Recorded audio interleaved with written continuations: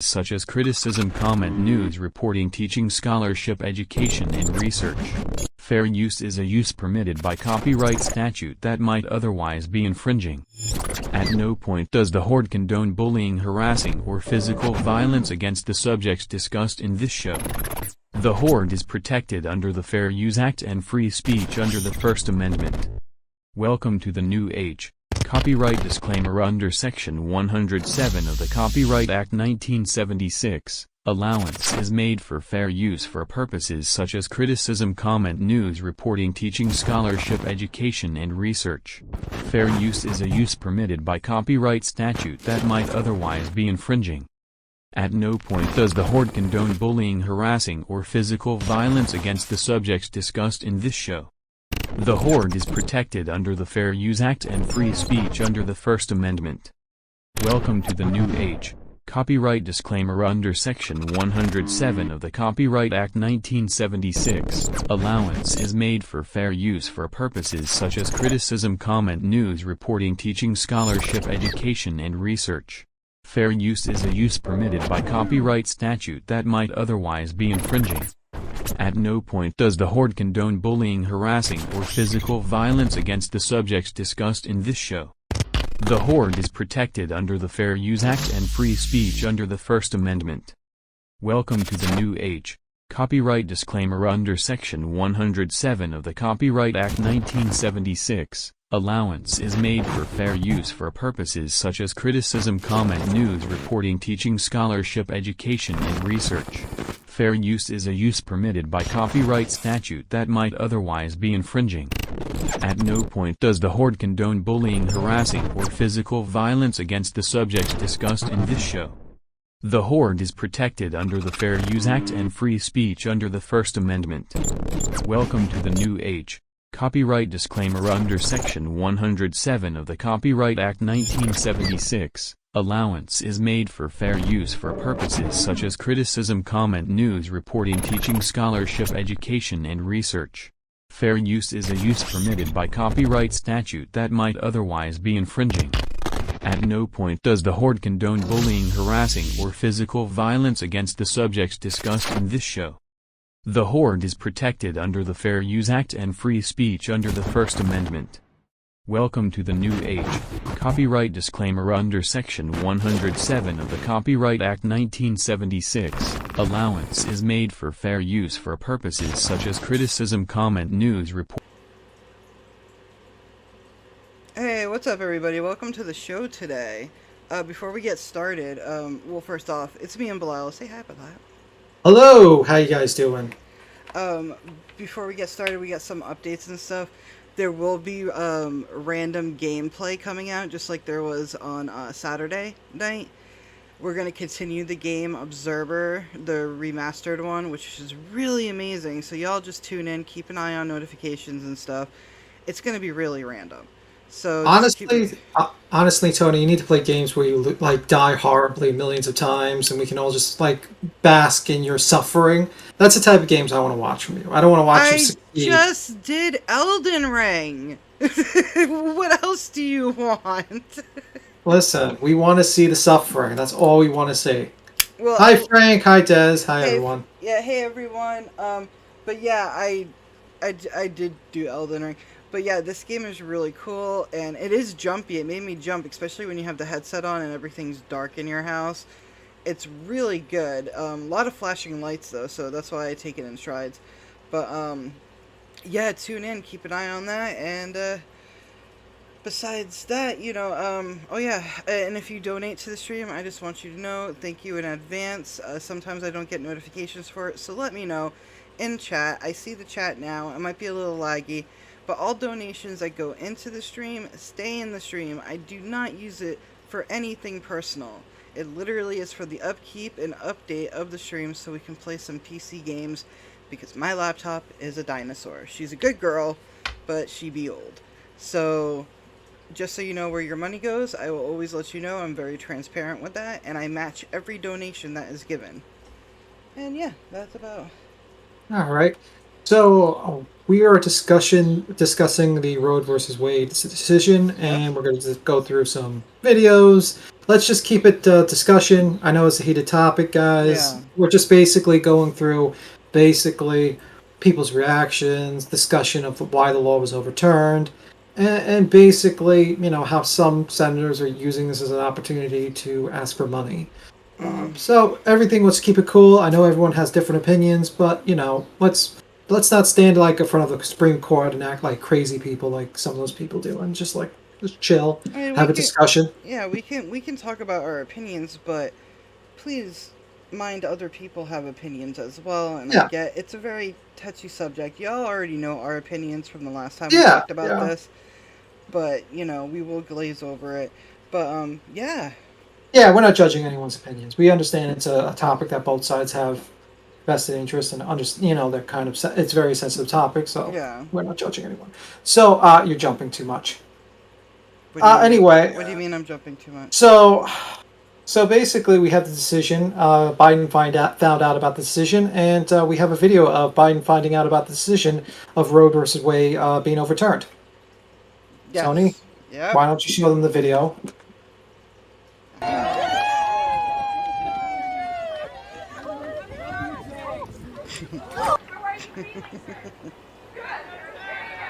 Yeah, do you guys ride bikes? Well, they have some that have this thing you put your toe in. Anyway, that was just a little bit of a joke. Yeah, it is. That's- He fell off his bike, and nobody helped him. Did you Yeah, notice that? People just recorded him, and they're like, oh, the president fell on his bike. all right, we got the real speech. That was just a joke. We do have the real speech. And it's a Supreme Court overturned Roe versus Wade. And CNN obviously has this, and we're going to, break it apart and see what we can put together, so to speak. I'm at 0. All right, we're doing the CNN one? The CNN one, yep. All right, just give me one moment. I'm sorry, I'm not prepared. I'm not professional like Tony. I'm not a professional by all means. So we're gonna listen to Biden's speech. Mhm. I know, he's kind of slow. We'll try to make it entertaining. We'll interrupt. We'll say something. Yeah. Tony will make a joke, but we'll continue. We'll listen to his speech, and then we'll go into why the law was created, like why was it overturned, and see what's going on. Hey, Kramer, and Frank says this isn't the Supreme Court. Don't attack the host, except for beat him. Yeah. Okay. Well, actually, the opposite of that. Attack Tony. Don't attack me. I'm the good guy. Hey, I'm a good guy. Hey, in the show, I am good cop, you're bad cop. Exactly. Let's continue. Let's play video. Okay, 00, pressing play now. Today is it's not hyperbole to suggest a very solemn moment. Today, the Supreme Court of the United States expressly took away a constitutional right from the American people that it had already recognized. They didn't limit it, they simply took it away. That's never been done to a right so important to so many Americans. But they did it. It's a sad day for the court and for the country. 50 years ago, Roe v. Wade was decided and has been the law of the land since then. This landmark case protected women's right to choose, her right to make intensely personal decisions with her doctor, free from the interference of politics. It reaffirmed basic principles of equality, that women have the power to control their own destiny, and it reinforced a fundamental right of privacy, the right of each of us to choose how to live our lives. Now, with Roe gone, let's be very clear. The health and life of women in this nation are now at risk. As chairman and ranking member of the Senate Judiciary Committee, as vice president and now as president of the United States, I've studied this case carefully. I've overseen more Supreme Court confirmations than anyone today, where this case was always discussed. I believe Roe v. Wade was the correct decision as a matter of constitutional law and application of the fundamental right to privacy and liberty in matters of family and personal autonomy. It was a decision on a complex matter, It drew a careful balance between a woman's right to choose earlier in her pregnancy and the state's ability to regulate later in her pregnancy. A decision with broad national consensus that most Americans of faith and backgrounds found acceptable, and that have been the law of the land for most of the lifetime of Americans today. And it was a constitutional principle upheld by justices appointed by Democrat and Republican presidents alike. You can stop it for a Wade moment. was a 7-2 Pausing now. He's not wrong. Well, it was based on the Privacy Act. Basically, the concept that it was based on privacy, and that's why it was done.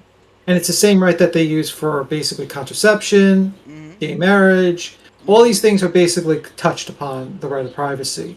And I think the main issue is that the decision was it had to do with another life, basically. That was why they made their decision, and it wasn't just the right of the privacy of the woman. That's my summary of it. So what do you think of this speech so far? He's not wrong. He's touching all the key notes, and he's absolutely right. This was a complete fucking loss to all the women in this country for safe, controlled abortions. Mind you, the key word is safe. Yeah, because you're going to still have abortions happening. I mean, like, this is, like, people, the problem with people, they think, is that once this is overturned, it's going to go back to the states' rights. It's not. It's probably going to, what's going to happen is now it's got to be a federal law. Because you can't have states decide on this law, because what's going to happen is one state's going to outlaw it, and one state's not going to have it. And what happens if you go to another state to get an abortion? Most likely, you might be committing a crime, and you might be arrested. Even though, like, it's like if you commit a crime in another state does not necessarily mean that you didn't commit a crime. Yeah. So this becomes a federal problem, but a federal issue, and we're going to see, like, basically both sides attempt to raise money, both sides attempt to fight it, because it's not over. It just started the fight. The fight has started, and I'm seeing the comments now. Des, you make a valid point. These people who wanted to overturn Roe versus Wade and who have succeeded were going my body, my choice when it came into the vaccines for the pandemic. And most of us were like, yeah, you're right. Your body, your choice, but... Well, yeah, I mean, that's true, but it's also like, I think they base it on the decision of the kid. But also, I think they basically... I don't know if they really didn't think that privacy was actually thought about in when it came to the Founding Fathers. They didn't think that the Founding Fathers would actually believe that the right of abortion would be maintained. Now, in my opinion, I think, and this is my opinion, don't shoot me, don't kill me, I think Roe versus Wade was like a very big reach, and I think what they should have done in the 50 years is they should have probably passed a law. They should have kicked the can down the road. They should have passed a law, because leaving it to states' rights when it comes to this, I don't think was a very smart idea for 50 years. And I knew this was probably going to be overturned. Most judges, most lawyers knew that the Roe versus Wade was basically an overstep of the privacy concept. And, I mean, that's why I think that they should have passed a law years ago, like 50, 40 years ago. They shouldn't have waited this long. And now they're regretting it, because most likely it's going to cause a lot of issues now, because a lot of states are going to pass laws. There's going to be women being arrested. There's going to be a lot of confusion. And these guys are going to take like 20 years to pass a law, because you need a supermajority to pass anything. And that's the case, and that's what's going on. And then Frank says, I'm just here for Tony's funny bits and B. Tim's Tony discussion. Yeah, thank you, Frank. And grandma back in the 20s could not afford another one and used a hanger. Oh, I'm not going to say that. It's only a business of the women and doctors, meaning a choice of another person makes affect no one but the person making the decision. Yeah, but that's the thing. It's like, basically, it's stretching that it's a privacy issue. And I know I'm like kind of skating in the middle, but I'm looking at it as like what a judge would look at. The judge is looking at it, they're more like, when a judge looks at this, they're thinking like, would a founding father think of this as a right of a person? And that's what they're thinking. But that's the stupid part. When it's someone's body and they want something done to it, and they go through the steps in the process to get it done, I don't give a shit what the founding fathers were thinking about back then. What I I give a know. shit about is, me as a man, I'm not going to tell a woman what to do with her body. That's for damn sure. Yeah, and I think that should have been passed into law. There should have been a Oh yeah. discussion. But these senators are, they wasted 50 years. They left to the states' rights, and this is what happens. The court is every lawyer you talk to, and every judge you talk to said that Roe versus Wade was a very big overstep of the privacy clause, and it was very broad.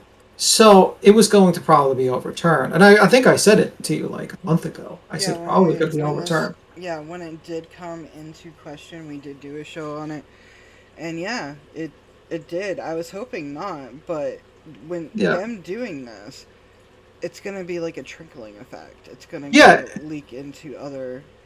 Yeah, because I mean I don't know how they could do this, but there was decisions on I think an opinion by one of the justices that said contraceptions, sodomy, and also like gay marriage would be on the table on privacy matters. He actually said that in his opinion, which is very odd that he would say that's in his opinion, especially when he wrote contrary to that and says this doesn't affect any of the privacy clauses. So it's very odd decision. Hold on real quick. E. Kramer, you're Martine. Oh, hi, that's Martine. I just put it together. Hey, Martine. Agree, Des. Though take it one further. Her choice, her body, her life. Don't all agree it's a life yet. Heartbeat things. We are free to eliminate to have them. Does not make it human. Well, I mean, it's based on what people believe. I think people generally believe like 2 months or something like that is usual. Anything beyond that, some people 3 months. Like basically, like everybody has a different opinion of when. Every state has different. Personally, I start getting a little bad feeling after like 2.5 months. I'm like, why did you wait that long? But that's. I don't know terms. I don't know terms. Yeah, like, I think that's a little sketchy. That's my opinion. Des, real quick. What is a term? How many months are in a term in pregnancy? That's what I have no idea. Well, it's trimesters. Trimesters, yeah. Because once we get that, then we could better. Well, most states, I think Florida, did like what was Florida's law? I think it was like 36 weeks. It's not that. Florida's abortion law. You could play the video while I'm looking it up. You're right. You're right, Martine. Separate church and state. Exactly. This is going to leak over to a lot of people. Yeah, I mean, that's what they're trying to do. They're trying to separate these things. Because that's what, I mean, like, I hate to defend the justices here a little bit, because I have to. It's basically what their interpretation of what is privacy. What would the founding, like, they're traditionalists. They're thinking, like, in terms of what the founding fathers would think of a law on when it comes to privacy. And the Ninth Amendment would be, like, things like, added to it, like things that they believe would be not mentioned in the Constitution, like mentioned as a right, but would be naturally thought of. That would be your right. And then they use like the Ninth Amendment to actually do that. So that's my thought process. I think the justices were more traditional, and I don't know. I mean, that's my opinion. And it still goes back to what somebody does with their body. They have a right for privacy, medical reasons. They have a right to that. It's I think. Yeah, I mean, it is. I mean, that's true. But it's when it comes to pregnancies, it comes into what people think is that they separate. And this, I'm just talking about the opinions of people. There are some people that believe that life begins at conception, that as soon as the baby is like, you're pregnant, that is life. There are some people that actually put like concepts of like a month, 2 months, 3 months. I've never heard anyone say like 4 months or anything. I usually hear like, I think the dead stop is like 3 months. I think you would have to be crazy, in my opinion, to be like 4 months into it. That's a little. It depends. There are people who have medical conditions or that's true. You know, and this is the thing too. This is going to force a lot of people, a lot of women who have complications with pregnancy and the fetus. Once you cut the cord, there's been incidences when once you cut the cord, the baby's gone. And you should not force a mother to carry that baby through all that time just for the inevitable. It doesn't make sense. Don't put that woman through that. Oh, yeah. So let's play the video a little bit more, and then I'm going to look up the terms while I'm going to do work. And all right.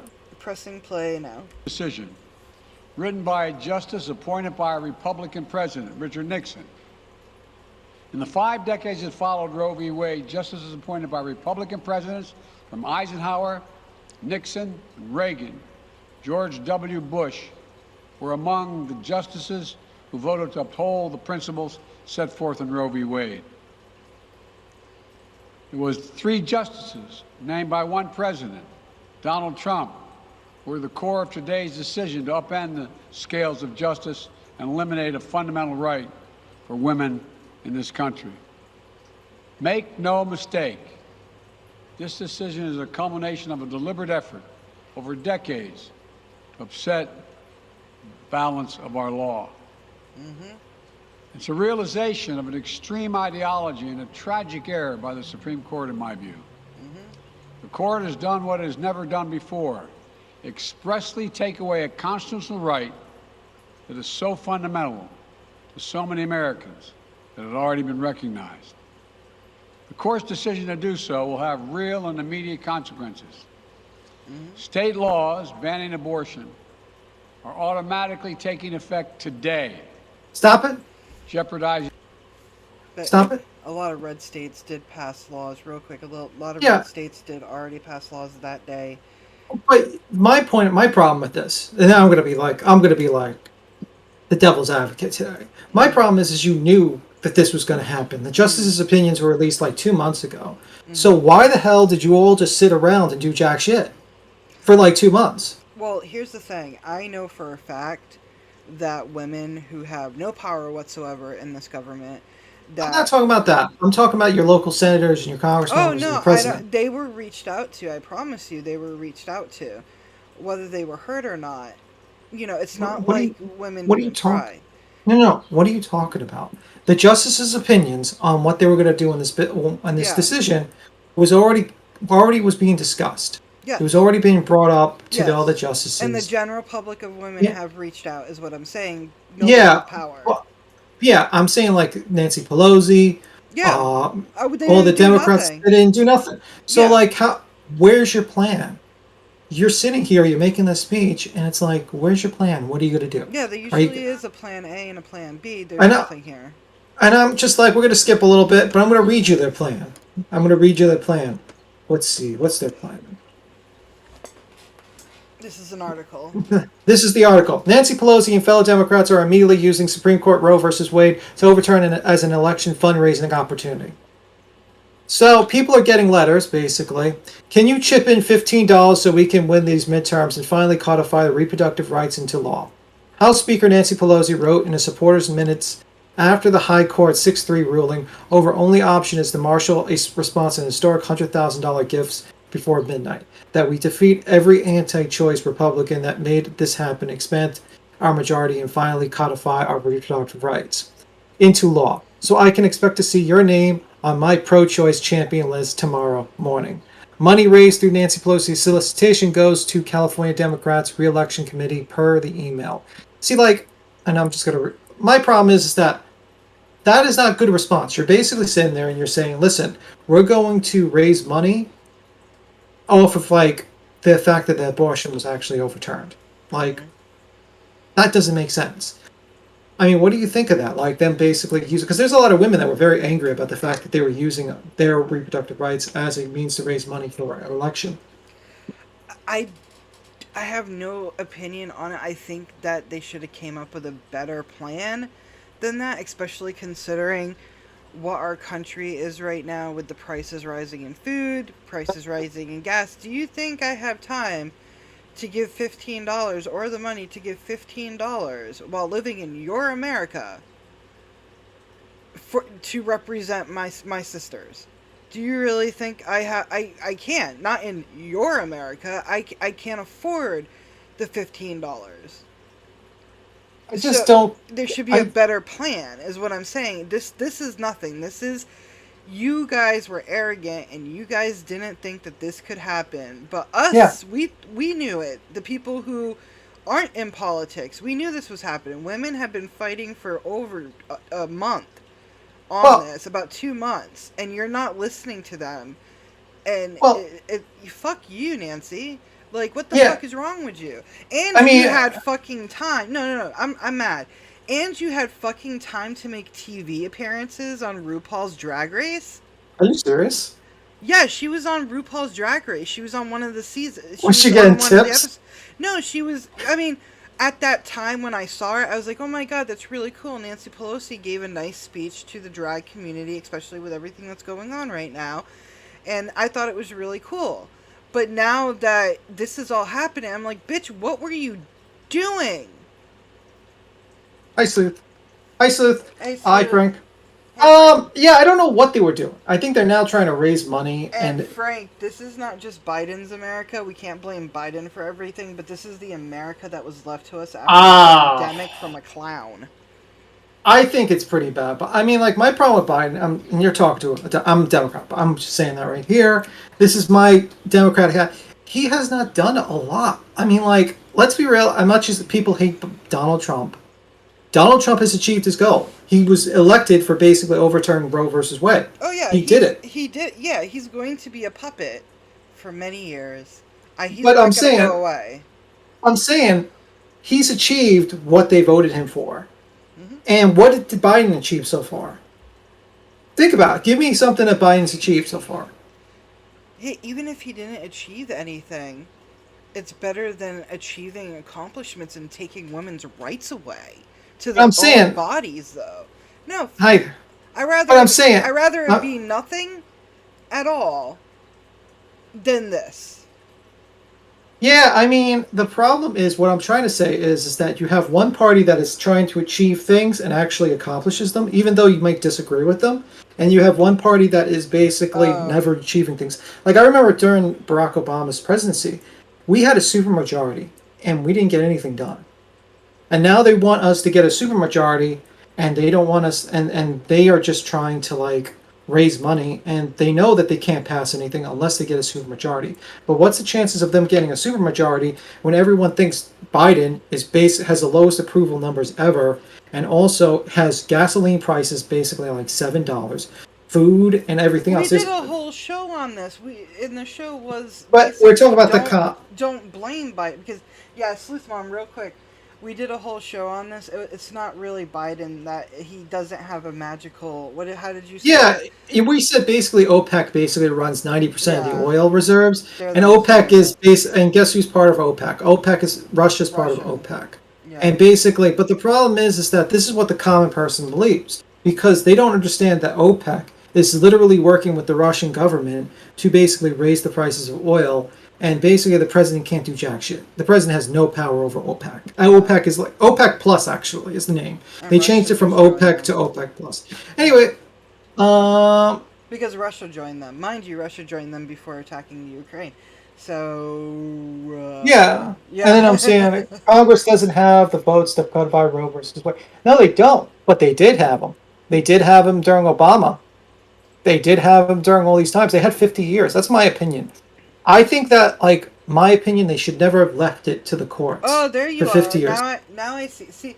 See, Karita, go on YouTube so I can see your comments better.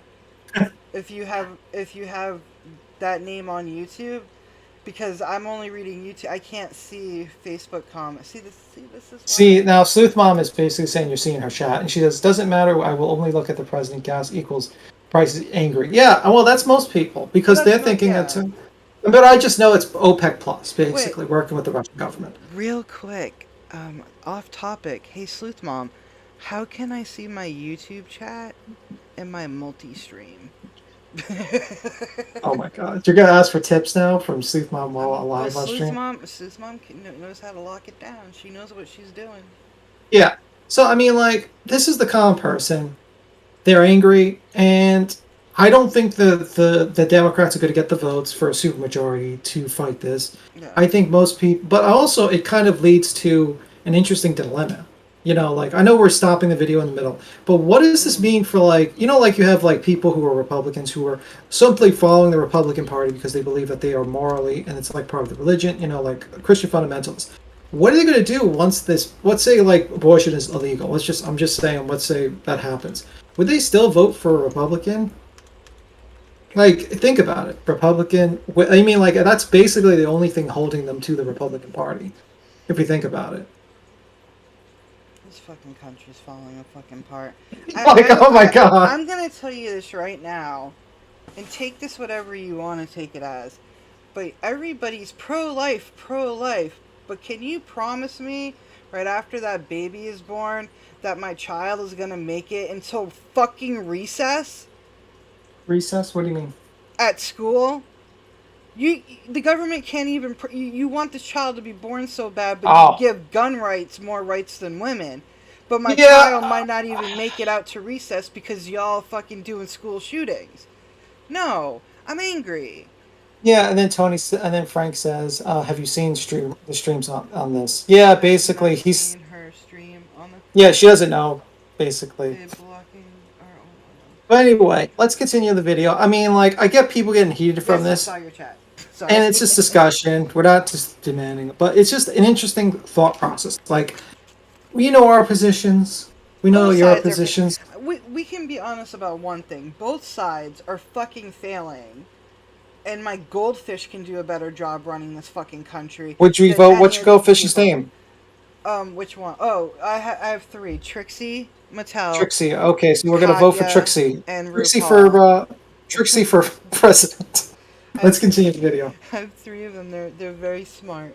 Well, you got a vice president. You got, like, I mean, Buttigieg is it Buttigieg? He's doing a terrible job with the airline, so maybe we'll have him as Secretary of Travel as well. I know, Sleuth Mom. I'm going very hardcore because I'm just so upset. Because I mean, Tony is upset because basically we've had 50 years, and like my thought process is this. Now the states are going to make the decisions, and now there's going to be like new laws that are going to have issues where women are going to go to one state, and then might be breaking the law, and it's just going to be complete chaos. Connecticut. Yeah, all of them are top to the bottom. Privacy Act already. Yeah, I agree with Sleuth Bomb. Vote everyone out. Vote everyone out. Just vote the goldfishes into politics. They probably would do a better job. Tony for Trixie for president. You just got to feed them twice a day, and they're good. Yeah. You know, instead of listening to this entire speech, because he's just going to go on and on and on, we can go back to it. Let's just go into explanation of why this happened, then we can go back. Yeah. What do you think? Because I think, like, people don't understand the law, like how it's going on and what's happening. So let's go to the Wall Street Why Roe versus Wade was overturned. Legal expert explains. And then you can understand my position, why I'm saying what I'm saying, and I'm not, like, sound like I'm just taking facts from out of the air. Okay, why Roe versus Wade overturned, legal expert explains. This one? That one. Okay. Yeah. So we're gonna pop this open while it loads. Because if you're just listening to the president, he's going to talk about privacy rights, and you're just going to be sitting there like, okay, what is he talking about? Yeah. Because he expects everyone to be a legal scholar for some reason, and most people. Well, that's why people like Trump, because even my father said, I like Trump because he knows how to say things and word things, and I can understand him. What? I'm like, that's what scares me. Yeah, but you know what? That helps. That helps you get elected. It did help. But also it's kind of like but also remember the thing that he did mocking that journalist with disabilities? Like, do you really, I mean, come on. So many things he did I kind of forgot about. I mean, he's the first president that's been impeached twice and banned off Twitter. I think that's even more, but forget the impeachment. He was banned off Twitter. Yeah, but who wants to be on Twitter? Clearly him. I don't want to be on Twitter. I don't want to I don't want to have my lines read in deposition or something one day. When I finally get the grift on, when I finally rob all the money and make my NFTs, I don't want evidence to exist, of my crimes on Twitter. So anyway, let's play the video. So Bilal just has it on YouTube now. Exactly. Yeah. I mean, like, most likely I'll just have to delete the channel and then have you delete the channel and then my evidence is gone. No Bilal exists here. Exactly. Okay, so we're at 0-0, and this is from the Wall Street Journal, so credit to them. And pressing play now. When the Supreme Court overturned Roe v. Wade, it did more than just allow states to ban abortion. It showed how this court views rights not explicitly listed in the Constitution. It's really difficult to exaggerate the importance of this decision. The court has pulled a complete 180, going from recognizing a constitutional right, an individual right, to saying 50 years later, no, we were mistaken. Here's the legal reasoning behind that 180, and why, even though the court's opinion made clear it applies solely to abortion, some legal experts think the same methodology could be used to revise other rulings. The framers wrote the Bill of Rights, the amendments to the Constitution, to, well, list the rights Americans have. The right to free speech, to bear arms, to not have soldiers in your house during peacetime, you know them. And at some point, specifically at the 9th one, they wrapped it up by saying this list isn't exhaustive, and there are other rights not named here that cannot be denied or disparaged. Or, in 18th century terminology, the rights not in the enumeration. So the Ninth Amendment is there essentially to say that there are unenumerated rights, right? That the list in the Bill of Rights at the time was not intended to be exclusive. And so then the difficult part becomes figuring out what those unenumerated rights are. The Supreme Court has long seen the right to privacy as one. It established that right in cases involving raising children, that parents have the right to teach them another language or send them to private school, and in cases involving having children, that the government could not sterilize convicted criminals. And in the landmark 1965 case Griswold versus Connecticut, which was based on these earlier rulings that overturned a Connecticut ban on contraception. In the opinion, the Supreme Court ruled that marital privacy, even though not mentioned explicitly in the Constitution, is one of those unenumerated rights protected by the Ninth Amendment. And that right meant using birth control was a private decision and couldn't be banned by the state. There was a lot of different kind of ideas of privacy that flowed from Griswold. Cases that expanded the right to birth control, the right to same-sex relations, and eventually marriage were based on these cases that established privacy as an unenumerated right. That was sort of a constellation of privacy interests that arose in that way. The right to an abortion was one of those that was established based on these rulings. The phrase in Roe v. Wade, it says that the right to privacy that was identified in Griswold is broad enough to encompass the decision to end an unwanted pregnancy. The Roe opinion mentioned that right could also be found in another amendment, the 14th, which says no one shall be deprived of liberty without due process. It says we believe that's based on the Liberty Clause of the 14th Amendment, or the Due Process Clause, another name for that clause.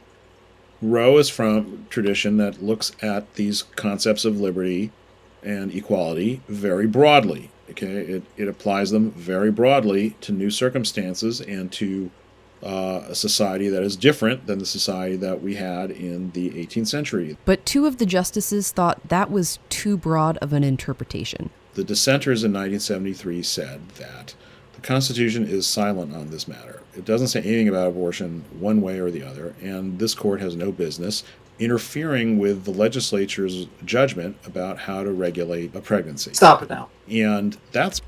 Pause. So what do you think of that so far? Like, does that help explain what my point is? A little bit? It does, but still. Still what? Sorry, I had a message.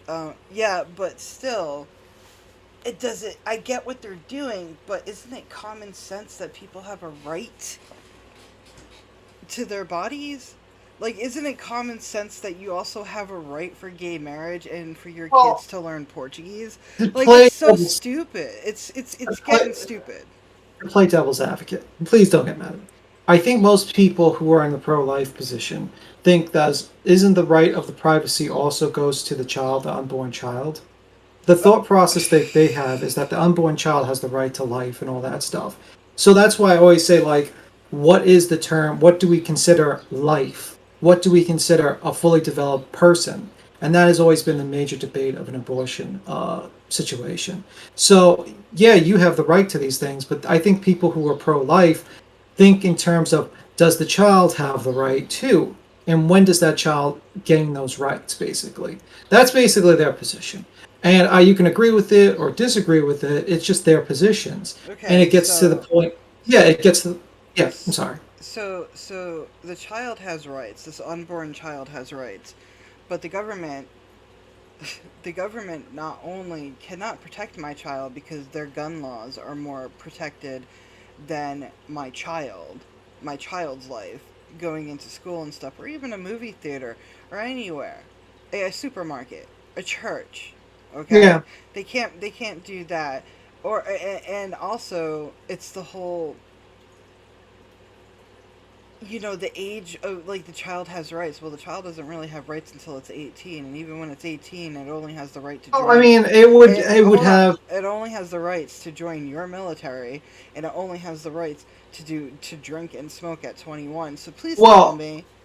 they would think that they have the right to life. All things have a right to life. Their thought process. My point of view is that I think there's a certain level of development that actually comes when that person becomes a person. That's my thought process. I could be wrong. I also think, like, don't take me wrong. Don't take me wrong. I think that the major thing that would probably help the situation is a lot of contraceptive.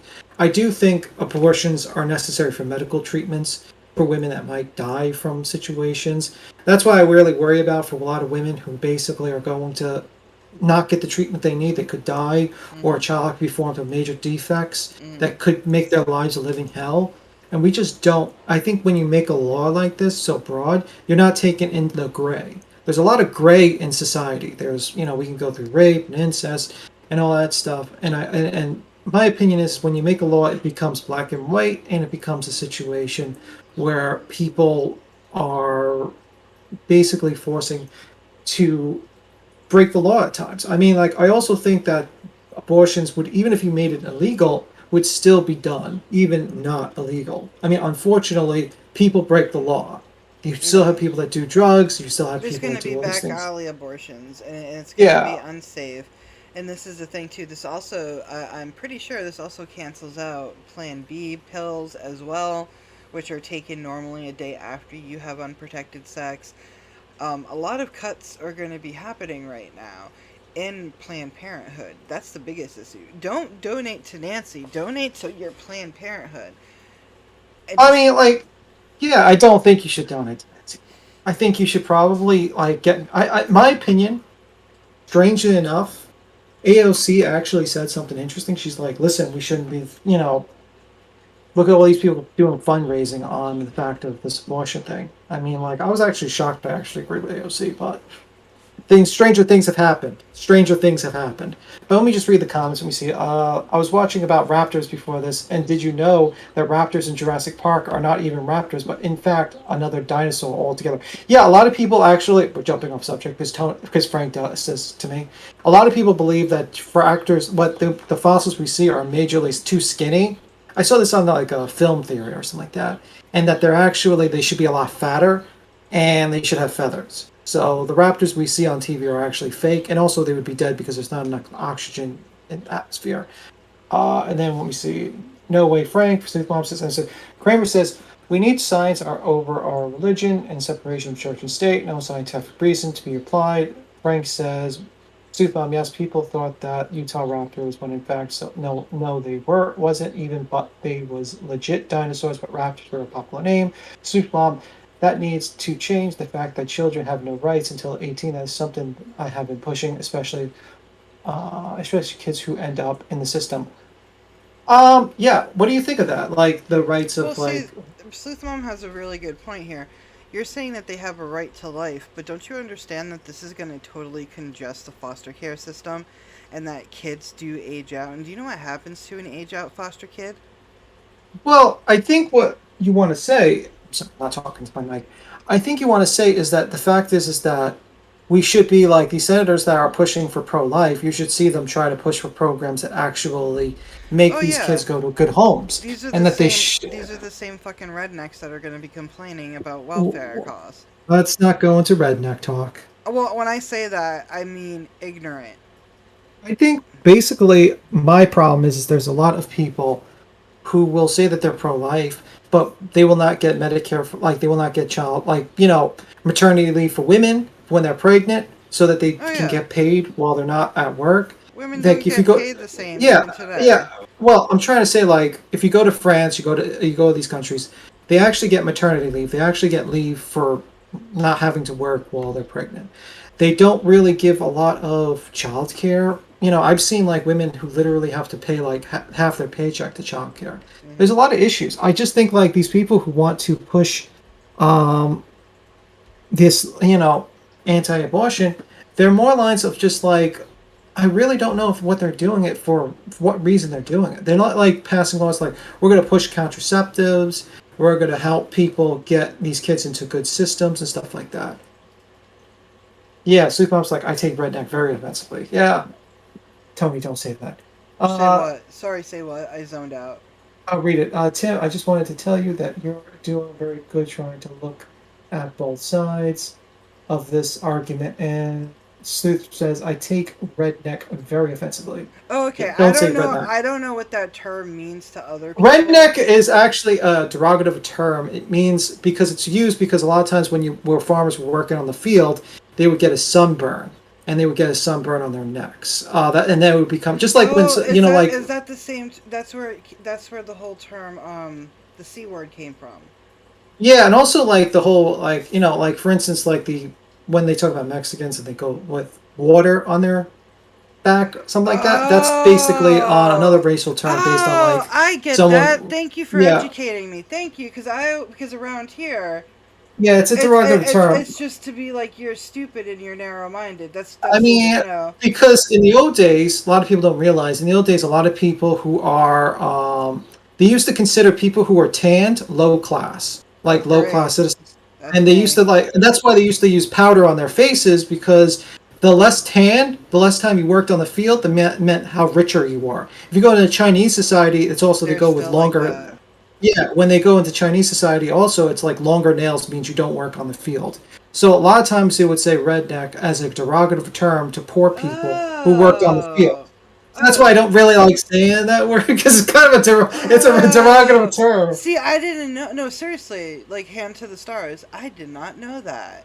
Because around here we use it for people who are narrow-minded, and it doesn't matter what color you are.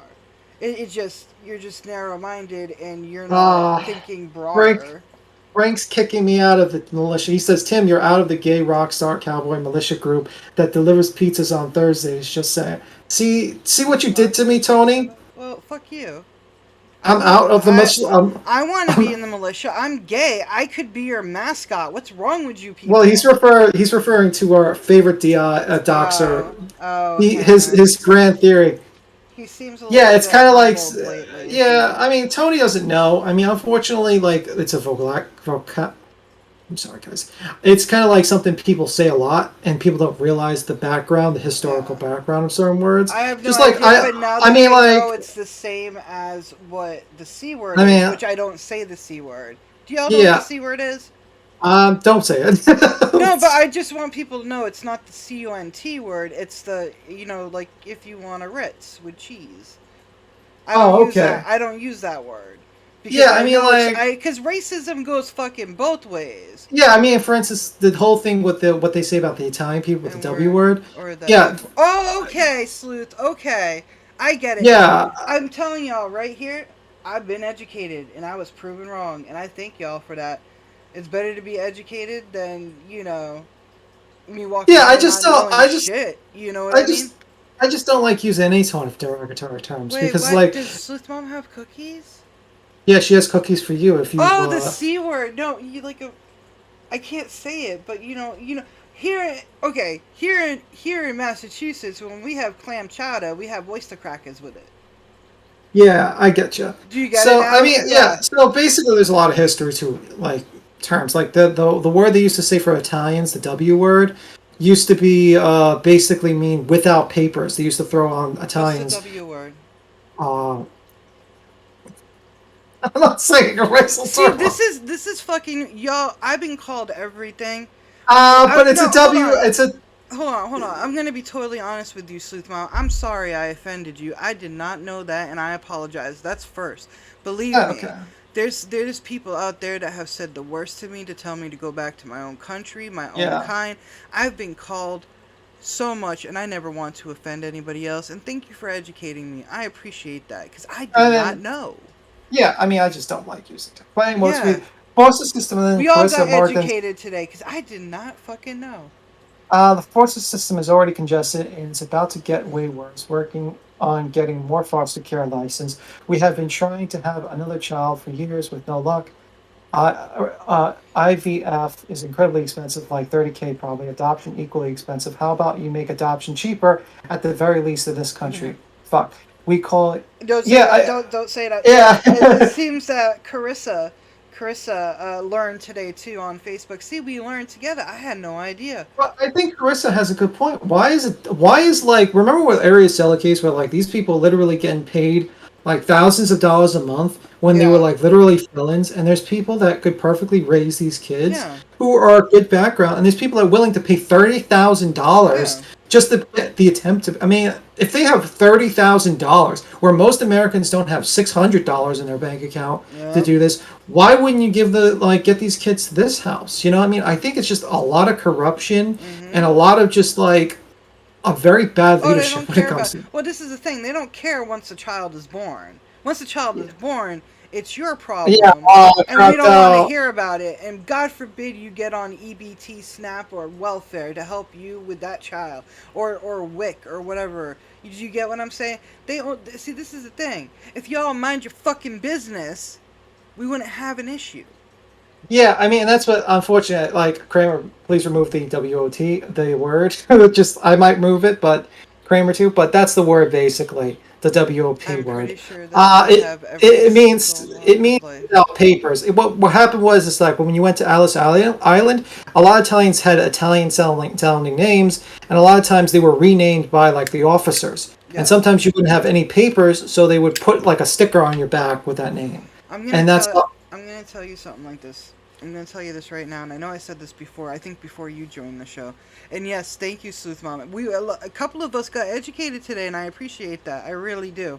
Now I know better, and I do better. I'd rather you all call me out on my shit before I say something stupid. Do you get what I'm saying? Yeah, well, that's what I'm here for. I got to call. Exactly. And, I stop you sometimes, too. So we good. We good tag team.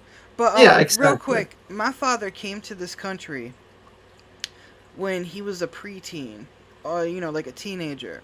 They could not pronounce my father's name. Yeah. They gave him what my family calls, they could not pronounce his name, so they gave him a name that was an American name, and that was close to what his was. And I'm not going to say his name or anything like that, but I don't think you should dox yourself. Yeah, the detective might be watching. So please understand. I know. Take it from me. All right, let's finish up this video. Yeah, let's get back to that. Yes, Italian Americans. There were also the G and D word for Italian. Oh, see, I don't know those words. Yeah, and also like the whole thing with the whole back with Mexicans. It's referring to the type they have to cross the river. Let's just say a lot of racist terms has like meaning because of the way they get into the country or the way they work. And that's why I never liked the word redneck, because I always thought it was a word that's rich people said to poor people. I always thought that was a very elitist take. I never saw it that way. Yeah, that's my thought process on it. That's why I always hate because I always dislike that type of thought process because and I never liked it, but that's my opinion. Let's play the video. See, I never saw that. See, we all learn and say we getting educational today. Okay, I'm at 3 minutes 39 seconds and pressing play now. It's pretty much the reasoning that the court has adopted now.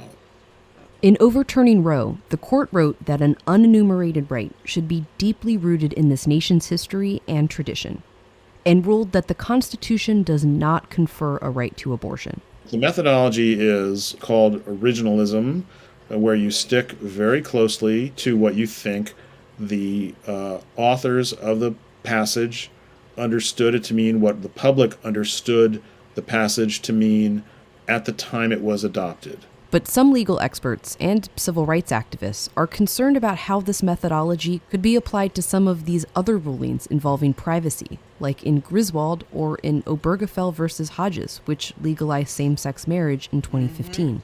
But the majority wrote that those cases do not destroy potential life like abortion. They even wrote, nothing in this opinion should be understood to cast doubt on precedents that do not concern abortion. But the dissenters argued that even if the majority's word is trusted, that law has a way of evolving without regard to original intentions. And whatever today's majority might say, one thing really does lead to another. this broader approach to applying the liberty concepts and equality concepts of the Constitution. The current majority of the Supreme Court is very skeptical of that, and that doesn't mean that they are eager necessarily to overrule those precedents. There are different conditions and different facts that apply to each of them. But as a matter of principle, yes, those would be on shaky ground.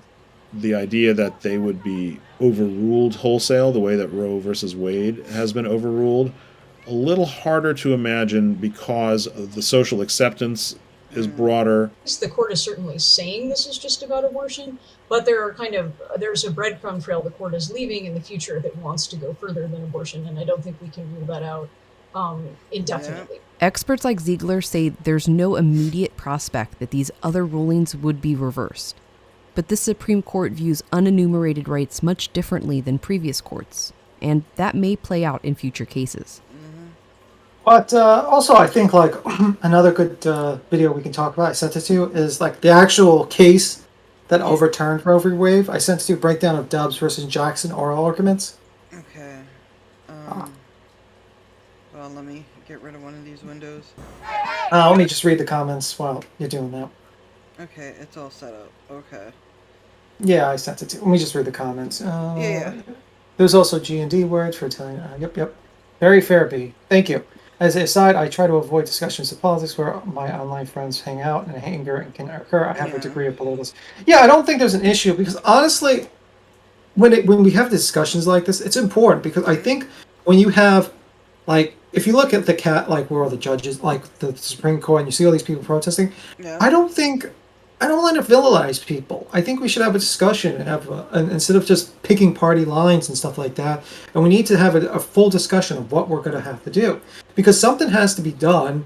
And if we just yell at each other's faces, then how are we ever going to get anything done? Mm-hmm. I mean, honestly. And I think we've been like programmed by like these parties to hate each other.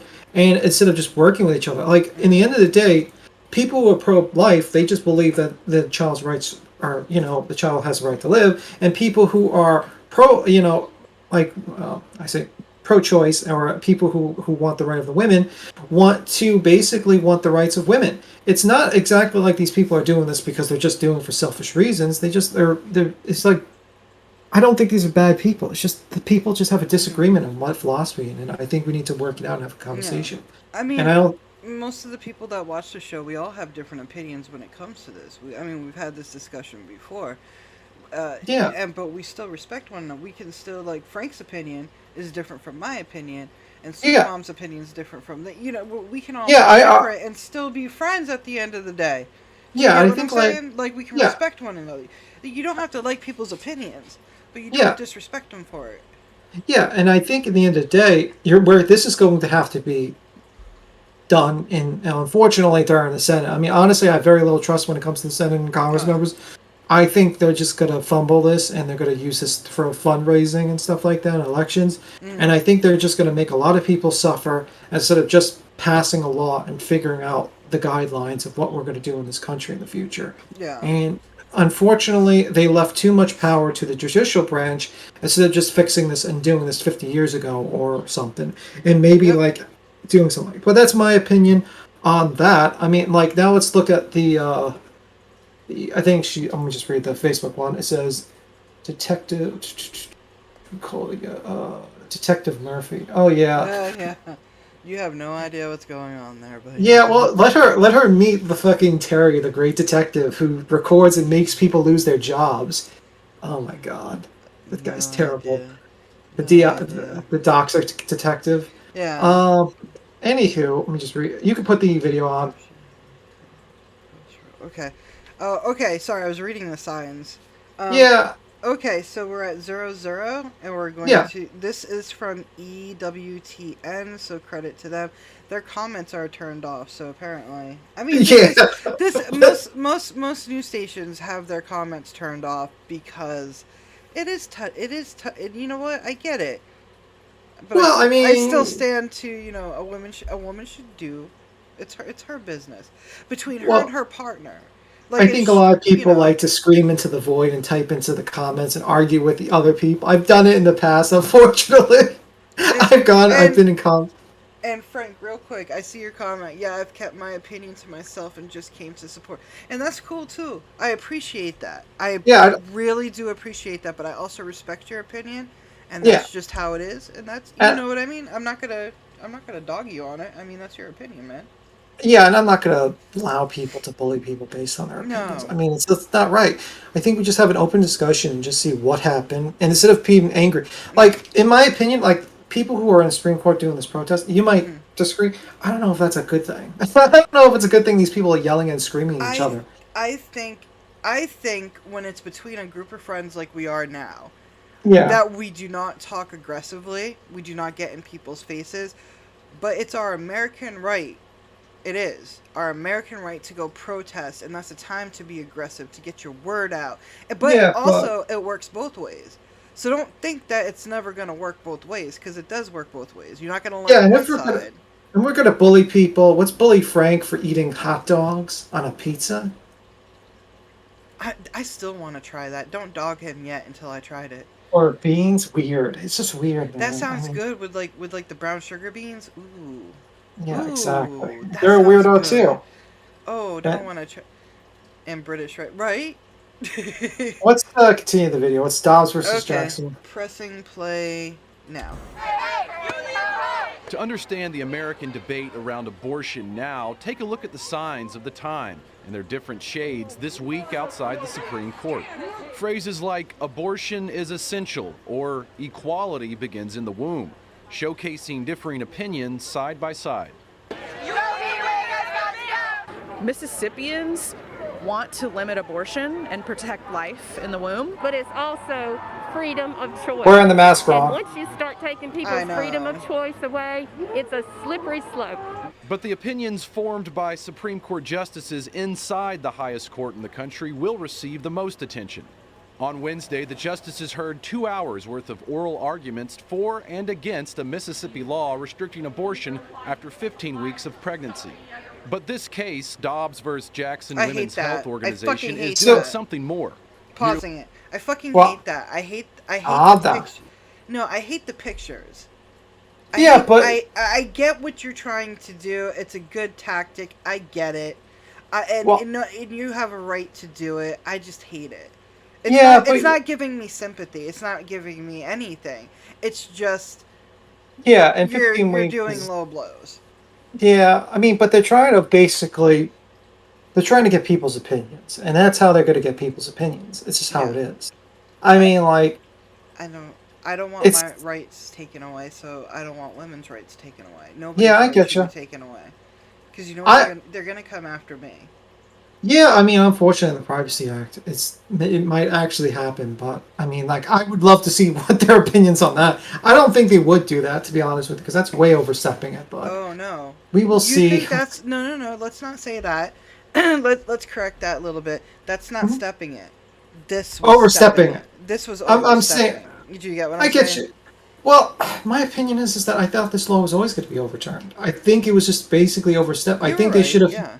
They should have did a law 50 years ago. I don't understand why they took 50 years to pass a law when they had supermajority after supermajority. It just doesn't make sense to me.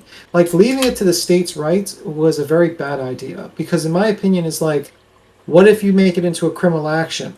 Because you break a law in one state doesn't mean you're not going to get prosecuted or be brought back to that state. I just don't understand this thought process. And I don't like... As an American, I don't like the fact of only 9 people basically making laws. That seems pretty close to a monarchy. I think it should be something the people to decide. I think it's something, unfortunately, the senators and congressmen to kind of vote. I know we have a representative system, but I just think it should be something where 9 people don't make a decision, because you get stuff like this, where one case comes up like this, Dobbs versus Jackson, and they literally change 50 years of law, like, the next day. That doesn't make sense. As much as we get mad at democracy for being slow, we don't want laws to just change overnight without some sort of discord from people. I mean, if this was actually a law that was going to be going to the floor of the Senate, there would be debates, and there would be discussions, and there would be this. This was just like, okay, we're just going to overturn it because we heard the right argument against it. And and that's my opinion. I always thought it was going to be overturned. A lot of people thought it was going to be overturned, and I thought that there should have been something. Even if you do believe in, the right, I'm trying to remember, pro-life, and I think like there should be, even if you do believe that, there should be things in it that allows a woman to, number one, let's say she's going to die if she gives birth, or if there's and she has to have the child saved, or if the child's going to be deformed and it's not going to, or is going to die. Doesn't have a quality of life is the best. Doesn't have the quality of life. There should be things in there already for that. But if you're just going to make it outright illegal, then how does that help anyone? I mean, that could kill people. So like that's my problem. That I just don't understand. That's my opinion. First, Martine says, tonight's news, AO, interesting, AOC. Okay, yes, we got 0.9 people. Frank says, Sleuth, you must be behind Tony, hasn't spoke for a bit. Sleuth Mom says, 9 people should hold positions for life, and there should be less government control everywhere. Yes. Then Frank says, like to support. Thank you. Laugh out loud. I mean, Tim, I never agree with Tony's war with Tony. I know, but I'm just saying, like, it's starting now. Like yeah, AOC. Whether you believe in abortions or you're against abortions, I don't think strangers or religion or anything like that should stop another stranger to do what they want with their body. That doesn't make sense. Do you know what's gonna happen? Yeah. Like, things are gonna happen. And it's unfortunate. Horrible things are gonna fucking happen, and then it's gonna trickle down. They're already saying it. Yeah, because this is obviously a federal issue. Because you can't have one state outlawed and one state. I mean, unfortunately, we have a government that doesn't actually pass laws. Like marijuana is still federally illegal, and you can still. Yeah. But yet it's legal, and like I can literally go into New York City and sit in a cafe, get a cup of coffee and some weed, and sit in the front of a Manhattan place and start smoking up. I don't do drugs, by the way, guys. I don't drink. Just I don't believe in doing that. I smoke cannabis, but it's legal here in Boston. It's recreationalized, but I get what you're saying. But this is what's going to happen. It's going to be per state, but yeah, Connecticut does though have a program if women. From my understanding, women and how they worded it, women from red states, who we already know these states like Texas and Florida and stuff that are going to ban abortion after 2 weeks or something like that, they are allowed to go to Connecticut, have the procedure, and have their protection, but that's per state. Yeah, and see how crazy that is? It's like, that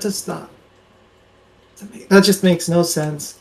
Like, how can you be like, you want to ban it, but yet you're going to let people go to state. It's like it's just you're making it more inconvenient. Like I get it, and honestly, it's just so weird. But anyway, let's continue the video. I mean, I said my opinion. I don't know if that's like a hidden innuendo or whatnot, but Sleuth Mom just said I bought an amazing pair of red shoes. I don't know if that's like a hidden thing that I have no idea about.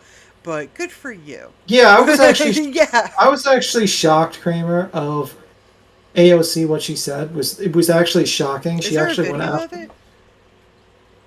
I heard an article that she said basically. Okay. AOC's been like, that's what the article I was reading a little bit. Okay.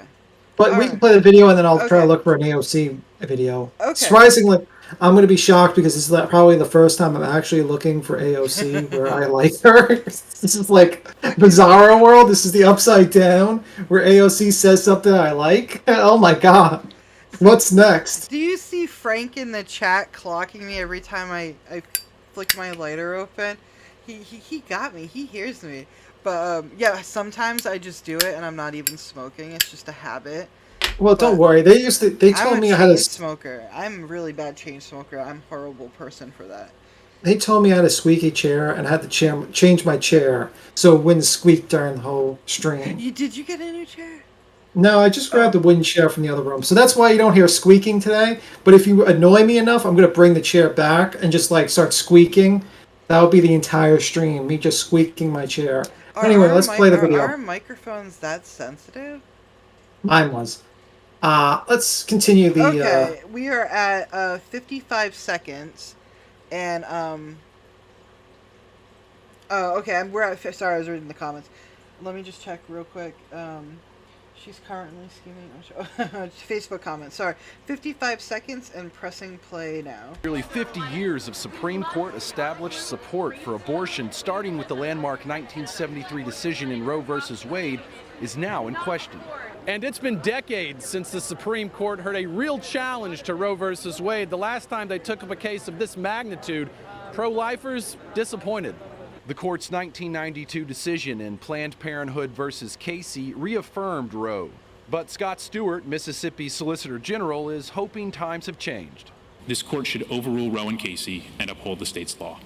Before the Supreme Court, Stewart argued abortion should be an issue individual states decide. Julie Rickleman, Senior Director of the Center for Reproductive Rights, argued abortion is a right found in the Constitution. It's liberty, Your Honor. It's the textual protection in the 14th Amendment that a state can't deprive a person of liberty without due process of law. If the Mississippi law is upheld, it would be nothing less than historic, banning abortion after 15 weeks. That would overrule Supreme Court precedent established by Roe and clarified by Casey that prevents states from restricting abortion before 23 or 24 weeks of pregnancy, defined by the court as the point of viability, when a fetus is capable of living outside the womb. Justice Sonia Sotomayor says the justices shouldn't change that precedent now. 15 justices over 50 years have, or I should say 30 since Casey, have reaffirmed that basic viability line. Depending on what the majority conservative court ultimately decides, Roe v. Wade could be completely unraveled. Justice Brett Kavanaugh noted that in its history, the court has decided cases before that change course, reverse precedent, and make a better decision.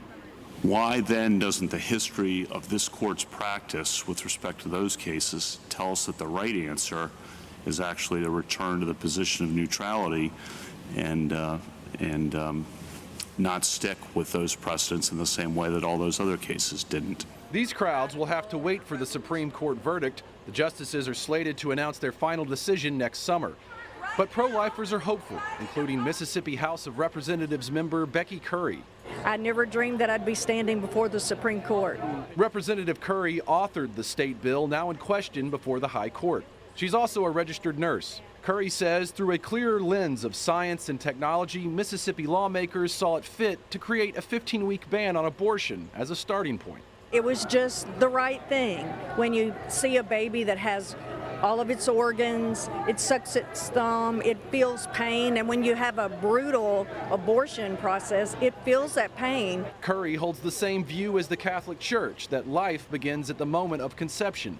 And that's the same view held by Monica Snyder, but she says her view has nothing to do with religion. As a matter of fact, she's atheist. You don't have to be religious to have a problem with killing humans. Snyder is the executive director of Secular Pro-Life. She's 21 weeks pregnant with a baby girl. Her view that life begins at conception comes down to science. The human organism begins as the zygote. That's a fact of biology. I majored in chemical biology at Berkeley. I did forensics at UC Davis, so I'm really into the bio side. It is a human. That's just a fact. Among the pro-life voices in this crowd, Anya Baker, a working mom from Mississippi, proud that her state could bring about big change in this country. She was right with that one. A David versus Goliath kind of tale. Mississippi, a state people often refer to as 50th place for so many metrics. Yeah, so apparently the law actually, so that's the law that actually started the whole thing. That was actually why Roe versus Wade was overturned. So a lot of people don't know that, but that was why. Tony? And I was reading the comments, and Frank, I wish that was right. Imagine if I was working with tobacco companies, maybe I would get a discount.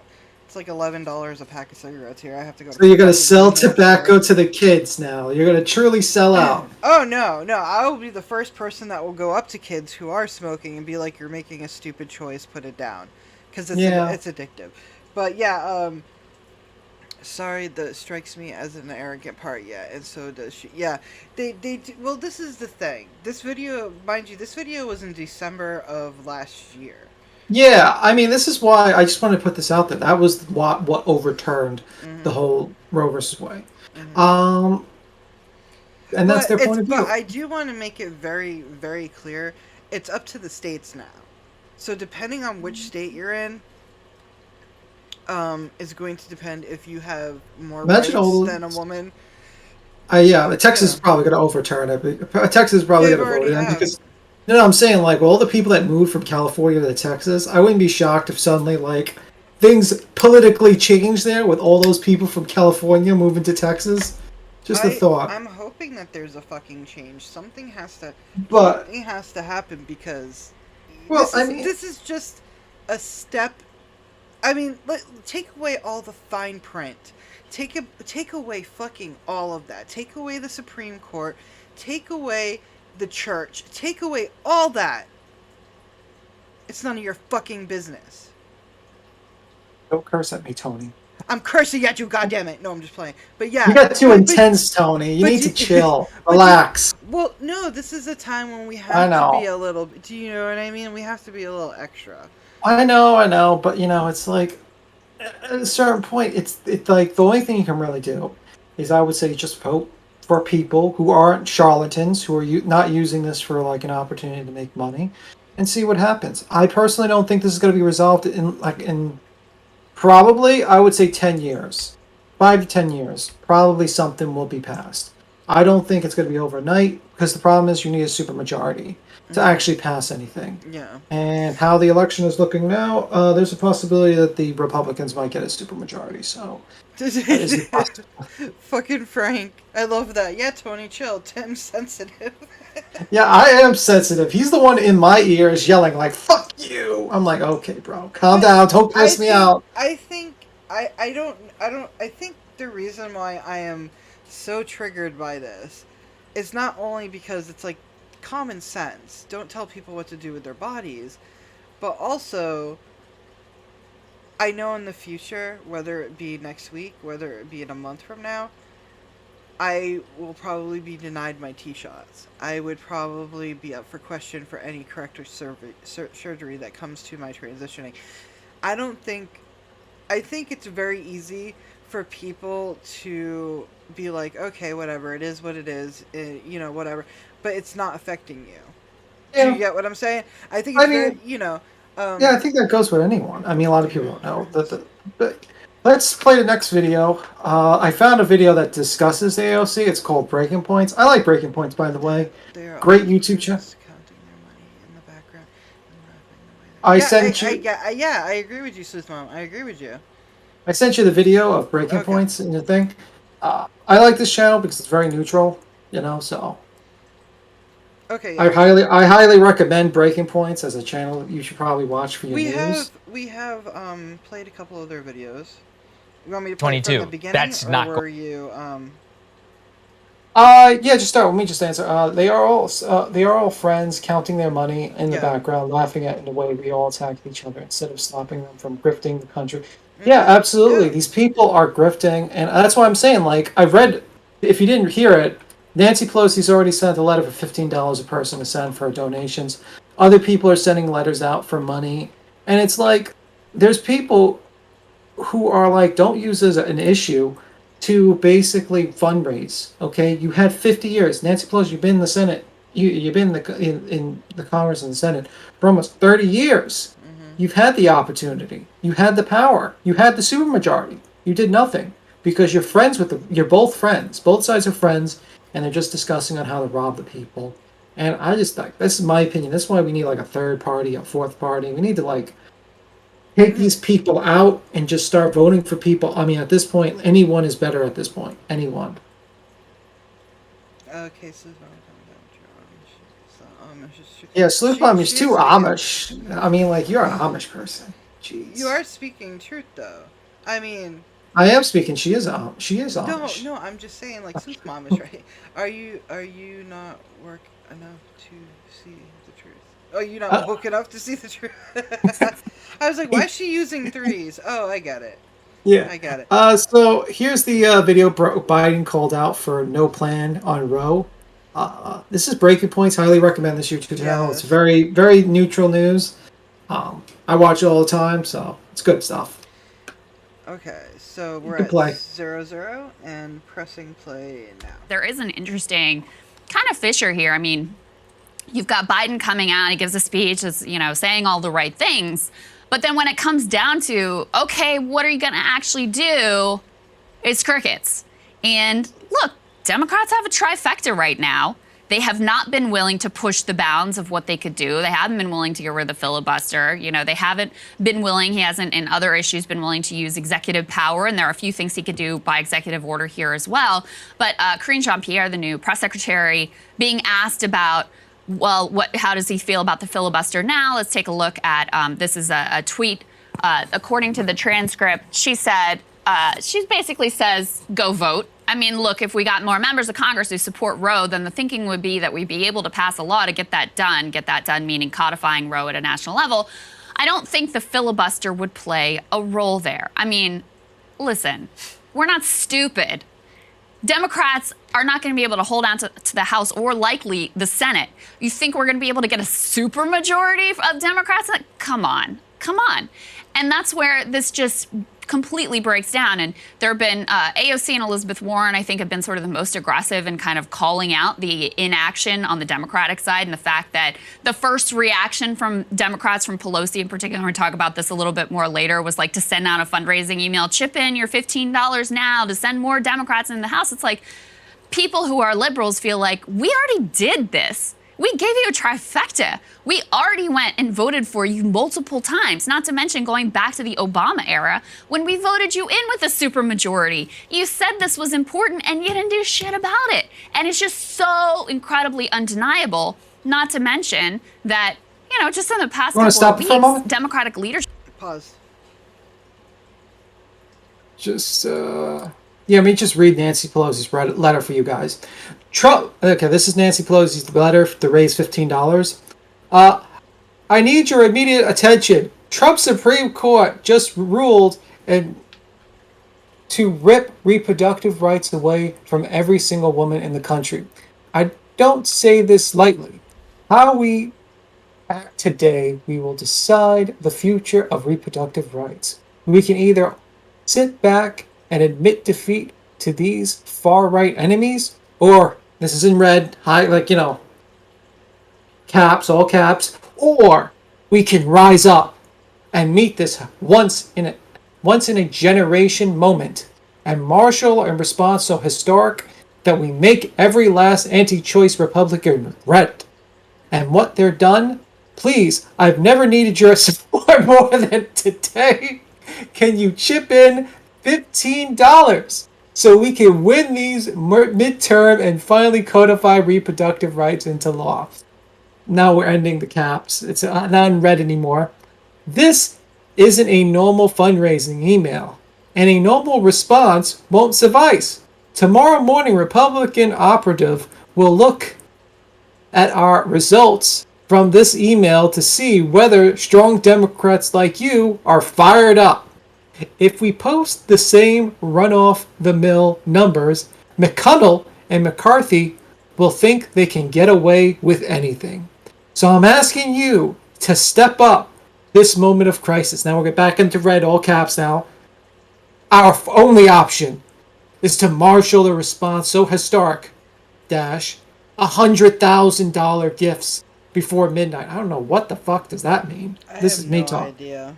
That we would defeat every anti-choice Republican that made this happen, expand the majority, and finally codify our reproductive rights into law, so we can expect to see your name on my pro-choice champions list tomorrow morning. Okay, have a champions list. I know you're livid. We both are. But in times of crisis, our only response can be to stand up and fight for what's right. Now we're back to normal. Thank you for fighting with me on the right side of history, Nancy. Then it has a list of what money you can donate. Chip in $5 now. Chip in $15 now. Chip in $25 now. Chip in $100 now. And chip in another amount now. Like, and this... I don't understand. This can't be the game plan. Got asked yesterday if I thought she might regularly beat her. Oh my god. Fucking Martine. Yeah, Nancy Pelosi actually has to hide her husband because her husband was again arrested for drunk driving and arrested. So she had to make a statement, but she says, I was on the other side of the country.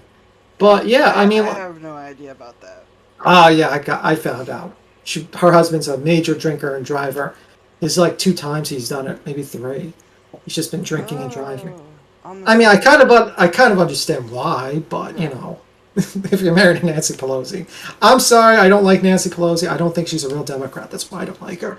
But I just think she's a grifter. But that's my opinion. Kamala Harris just put out a video, so we might watch that after this because I want to hear what she says. Yeah. Okay, so let's continue the video. I just wanted to read so you know what the letter was that she sent out to people. That was the letter. The infamous letter that would, yeah, okay.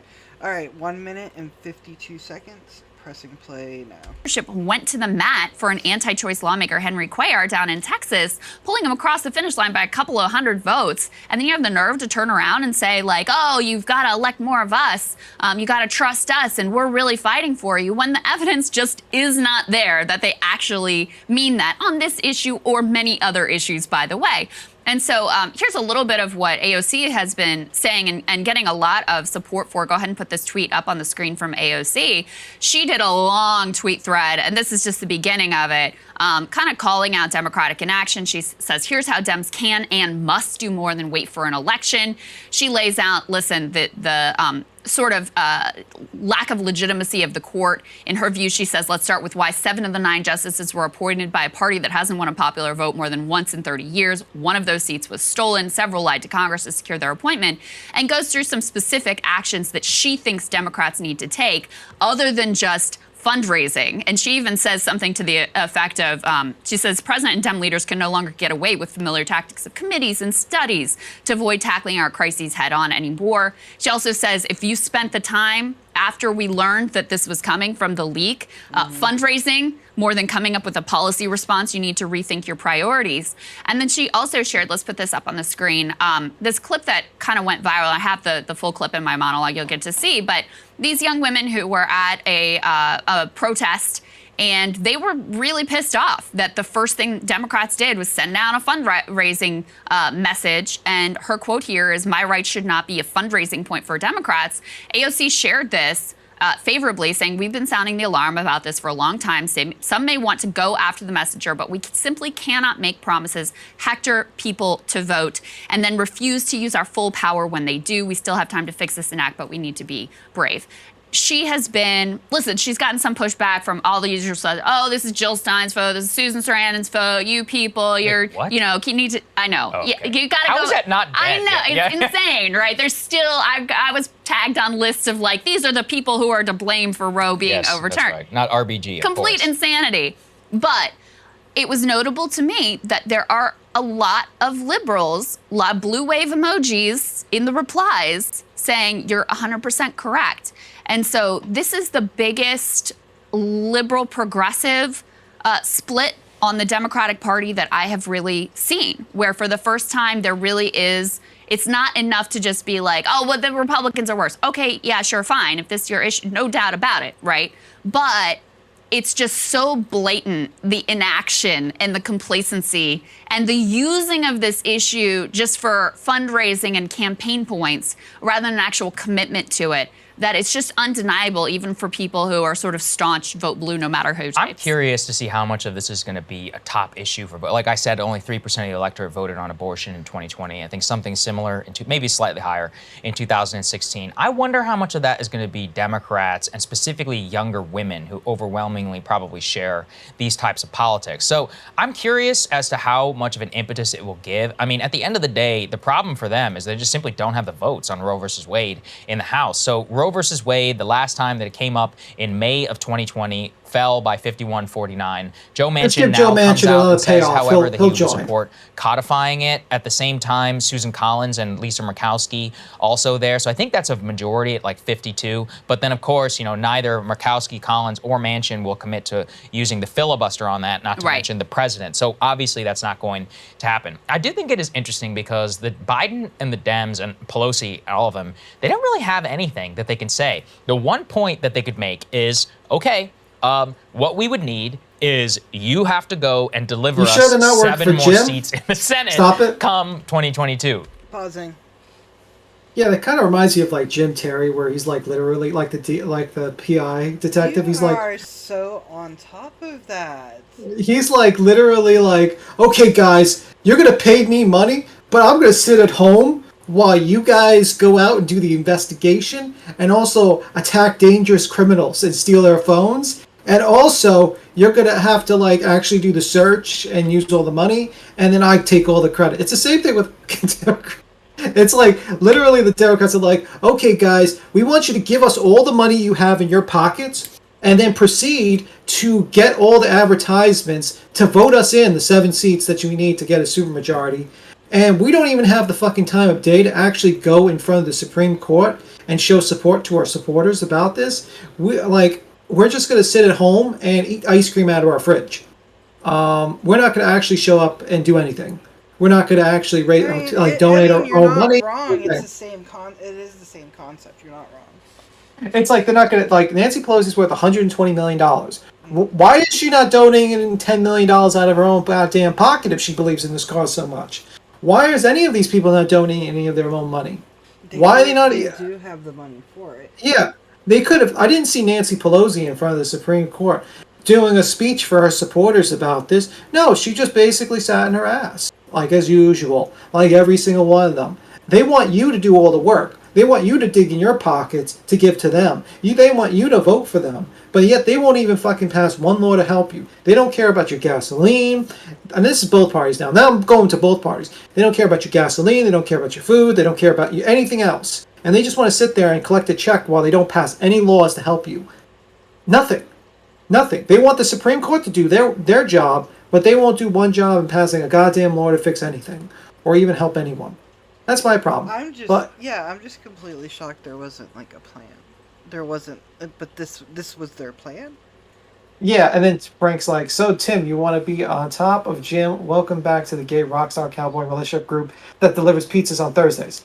Why are we having pizza on Thursday? We should have pizza on Friday, bro. But anywho, yeah, I don't know. I mean, like, that was also, I wanted to say, I did not say that in the last video about our favorite doxing PI, but he basically someone brought up an interesting, I think it was, I don't know, the YouTube. 1 second. But I heard it from another YouTuber who does, like, crime investigations, and she's like, I've never even, like, she asked him, she was like, do you have any proof that he's gay? And he's like, nope. Do you have any proof that Frank's gay? Nope. And it's like, okay, bro, so you didn't record any of these people, and you have no proof, and you just heard rumors. I'm trying to bring up the YouTuber who said this while I'm looking at that. But also, Tony, I put in the video of the just in case. But yeah, that's my point of view. It's like you want all these Democrats to do all the work for you, but you want all these people to do all the work for you, but you're not willing to actually go to bat for them. You're not willing to actually potentially lose your seat to do something good. Yeah. I don't know. But that's my opinion. You can play it. I'm gonna look for the video where I got that YouTuber who said that. But I'll look. And I also sent you a video of the two girls that actually said about campaign. Oh, are you? Yeah. Are you playing a stream? Or no. Yeah. It's only 50 seconds long. Okay, I'm ready when you are. I received a text message from Joe Biden's campaign yesterday saying that the Supreme Court had overturned Roe versus Wade and that it was my responsibility to then rush $15 to the Democratic National Party. And I thought that was absolutely outrageous because my rights should not be a fundraising point for them or a campaigning point. They have had multiple opportunities to codify Roe into law over the past 20, 30, 40, 50 years, and they haven't done it. And if they're going to keep campaigning on this point, they should actually do something about it. What are you most worried about, Jillian? Oh, they cut off Jillian. Why would you guys cut off Jillian? She had something to say, Jillian. Jillian, if you want to say something on the show, you're more than welcome to contact us. But absolutely right.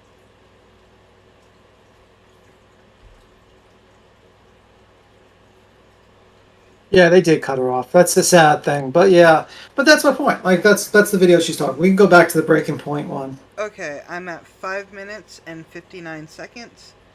Pressing play now. That's not going to happen politically. So I think that they need what their own framework of what the right has had over the last 40 years, which is a Federalist Society. Like, they need to implement some sort of plan and be like, look, I mean, you know, I can tell you this from my friends who are very pro-life. They have all been aware, they knew the ins and outs of every law in this country for the last decade. They're like, oh, the Dobbs decision, it's written specifically to preempt the Supreme Court and force their hand. You know, there's coordination all up and down the line from Washington to the way. I haven't really seen that. And somebody made a good point to me, which is that the head of Planned Parenthood actually immediately reacted to the decision, like, not from work, but in a hotel room. And that really struck me, where I was like, wow, like, you know, she knew this decision was probably going to come. Why isn't she taking it seriously enough? And it does seem to be, I mean, again, this is anecdotal, but here, walking the streets of DC, you see the Human Rights Campaign or the ACLU, and they're all raising money. They're like, hi, do you have a moment in order to protect your... Or it seems to have turned into a fundraising mechanism without the action that the groups like Family Research Council here in Washington, the Federalist Society, I mean, not just well-funded, but well-organized organizations, political organizations. I don't see that level of seriousness right now on the left in order to come up with a legitimate plan. Yeah. I mean, no. There's that's a major political failure. I mean, listen, part of the reason the right has been able to score what is a generation-defining victory in their view is because they teamed up with capital. I mean, Federalist Society isn't just about abortion, right? It's about, like, you know, corporate power. And abortion is kind of like, the social issues are like the window dress. I mean, very important for the constituency that cares about it. But so they team up with capital and they're able to get their way. So, I mean, that pathway is not going to be open for the left if you're going to have a movement that's about more than just kind of like the surface level cultural, the cultural rights. I don't want to, like, dismiss those as unimportant, but you see what I'm saying here. But yeah, I mean, listen, the organizations that do exist, like the Guttmacher Institute, we talked to Ryan Grimm about how they're, like, in meltdown mode, infighting, you know, progressives, like, interfighting, sniping, canceling each other rather than focusing on the mission. Wait, pressing pause real quick.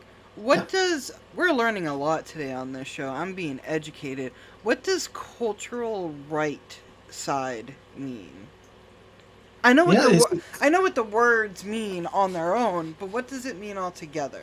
Let's learn together. Let's learn together, Tommy. Yeah. Cultural right side. Let's go. Jillian's voice matters. Yes, exactly, Frank. Right? We're gonna make T-shirts. All profits go to me because. I'm using Google because I have no idea what cultural right that is.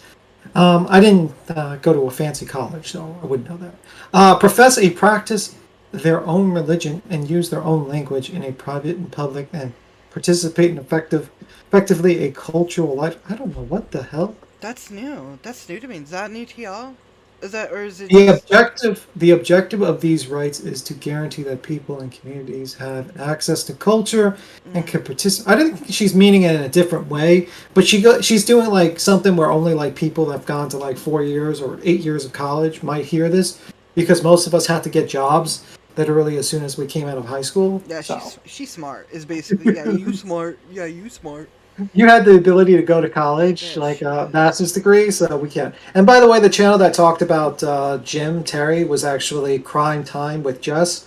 And I remember that whole thing where, literally, Jim Terry was attacking her in the chat, Crime Time with Jess. So, just a point. So that was the channel I heard that from. But she asked them. Is Jillian single? Bet she has a strong husband that supports her voice. I'm hoping so. She's probably not single. She is definitely not single. I have no idea. You never know. Maybe they're together. I don't know. I think the whole reason... You're talking about Jillian on this show, right? Breaking Point show? Oh, I thought we were talking about Jillian because Jillian's voice wasn't heard in the last video. Oh, okay. No, I wasn't. Is her name Jillian? I don't know. I thought her name. I thought you were talking about her. Her name is Crystal. See... That's why you're on the show, bro. You point out... See, I could get, like, all the... high tier stuff, like the political stuff, but the common sense, like, what's the name of that person? You're like, that's Crystal. Yeah, we're talking about Jillian in the last video when they cut her off. Like, literally, they put the Jillian looked. and they cut her off. Jillian looked a little too young, to be honest with you. I wasn't. But both of their opinions probably like Jillian's was probably up to par with her friend there. And Yeah, you're I mean, absolutely right. Your uterus isn't a $15 charge. Do you get what I'm saying? Yeah, I mean, the problem is that we've had almost 20 years of ineffective actual representation of this country that has done nothing, and this country is deteriorating. Like, they haven't raised the gas tax, so now, like, Biden's big plan is that, and we're talking another subject. Biden's big plan is to do a tax oil holiday, and meanwhile, we haven't raised tax since 1984, and that's where the reason why all the roads in America are falling apart, because they don't have enough money to actually maintain them. And so it's true. If you live up north, you'll know this. Yeah, and it's like, it's such a ridiculous situation where we have ineffective representation and they're not willing to do anything.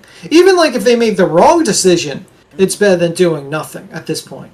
But they do nothing. It's like the worst of both worlds. It really is. Frank, Tim, Jillian's uterus has a voice. That's exactly.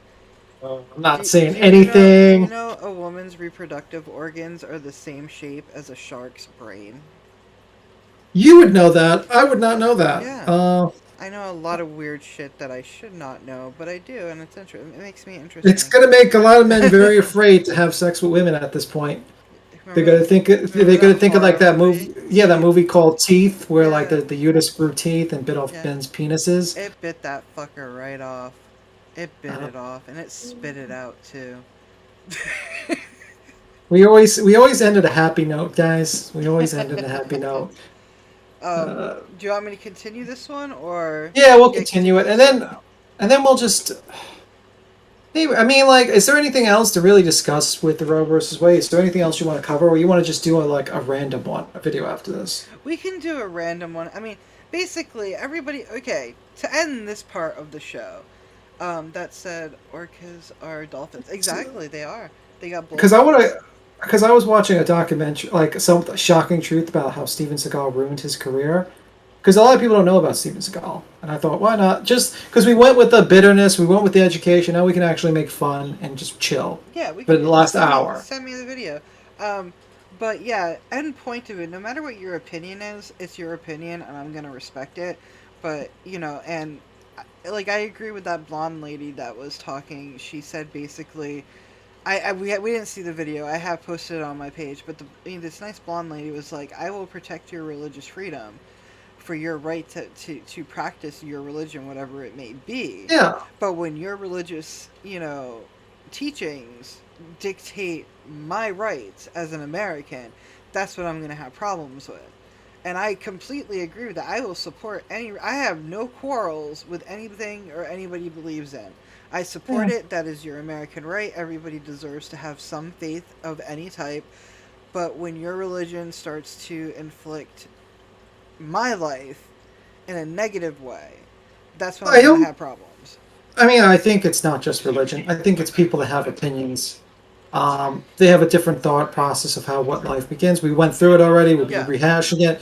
It's no point rehashing it. I gave the opinions of people who are on the right, and I don't like to yell over people. I like to understand both sides, so we can try to get some sort of negotiation, so we can try to work out something, because in this world, we have to, not everything's black and white and has to be negotiated, but I think we're probably going to see 10 years of fundraising, 10 years of grifting.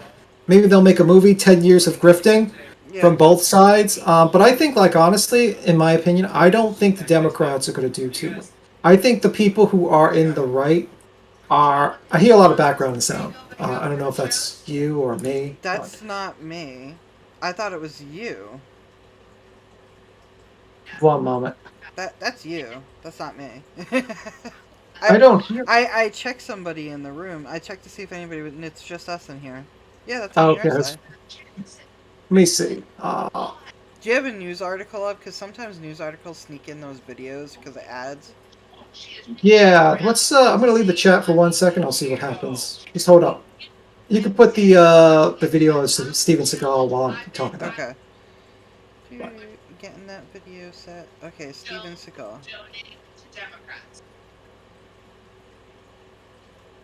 Yeah, once he left. Yeah, Belial, once you left, it went away.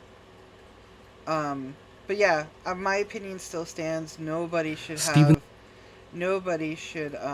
dictate anybody else's body. It's not just women, but women are being targeted right now. So, nobody should tell anybody what to do with their body, period. Hi there. Sorry about that. That was actually my phone, and that was a Jimmy Dar video. So I don't know why it was playing. I think Google placed it on. So sorry about that. You did say Google. Your phone is a Google. Yeah, exactly. 10 years One of moment. 10 years of grifting presented by Jim Terry. Okay, I have the video set. So anyway, this is Steven Seagal. 10 years of grifting presented by Jim Terry. Doesn't he come out, he was big at one point, but doesn't he still make videos, movies that, only fans would really buy at this point? Well, a lot of people don't know the whole thing. The whole reason why Steven Seagal became famous, because you got to find out in this video that he married 3 women at the same time in 3 separate countries. You're going to also find out that he was actually getting money from the Gambino family, and actually was blackmailed by the Gambino family and was peeing himself from the Gambino family. And at one point he gets choked and shits himself. And also he's a rapist as well. So he's a dick. So we're gonna listen. So we talked about a serious subject. I like to end things on a laughing point. I don't want to just be all serious because then I'm just gonna explode. So we're gonna talk about Steven Seagal, the worst person around, and we'll chill. And this video is by Golden Bell Training, so credit goes to them, not us whatsoever. So please go check them out. And we are at 0-0, and pressing play now. Steven Seagal is a bit of an enigma for a lot of martial artists because a lot of people see him as a person who is incapable of telling the truth. But at the same time, they respect him as someone who has achieved a high level of skill in the martial art of Aikido. The problem is that if Steven Seagal, the movie star, were just Steven Seagal, who runs a martial arts gym in suburbia Midwest USA, he would be seen as a predator who would be in one of Rob's McDojo Life McDojo news videos, because Steven Seagal is an absolute monster who has done nothing his entire career but place himself in positions to engage in predatory behavior. I posted a video last year called The Problem with Steven Seagal, and I was surprised to see that a lot of people defending Seagal, saying that I did poor research or that I've been listening to Russia now because he's accused of rape. So I decided to actually look into Mr. Seagal, and I was shocked because Steven Seagal is worse than I. I'm pausing it real quick. Frank, you're here, right? Belial says he wanted us to end off on a funny note. I mean, listening to basically this guy who's lied about everything is like one point in his video talks about how he used to just have people he used to hang out with special Marines and stuff and just listening to their stories, and then he would steal their stories. And at one point during his talk about him being a Navy SEAL, one of the people in the audience was like, "Wait a minute, I told you that story." Is it in this video?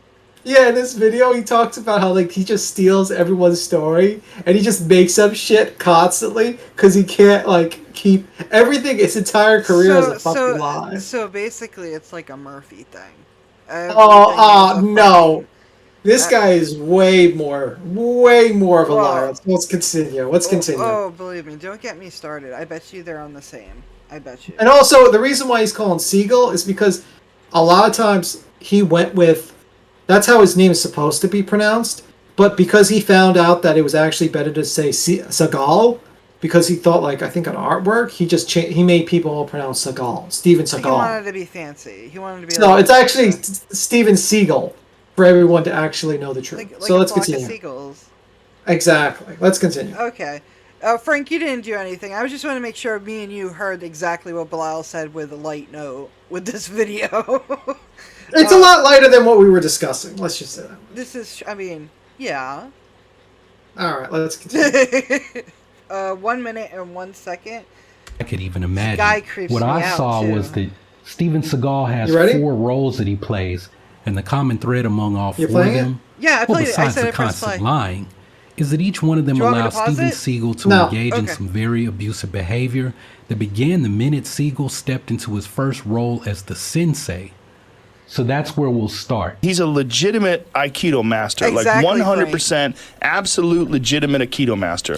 According to Seagal's website, Lies. Steven Frederick Seagal was born in Lansing, Michigan on April 10, 1952. His humble childhood was underscored by a fascination with the martial arts and the blues. Seagal mastered martial arts at an early age, becoming a 7th degree black belt and an Aikido master. The thing is, when Seagal first hit the scene, he was telling people that he was from Brooklyn, New York for some reason. I guess to make him appear to be the tough guy that he played in his early movies.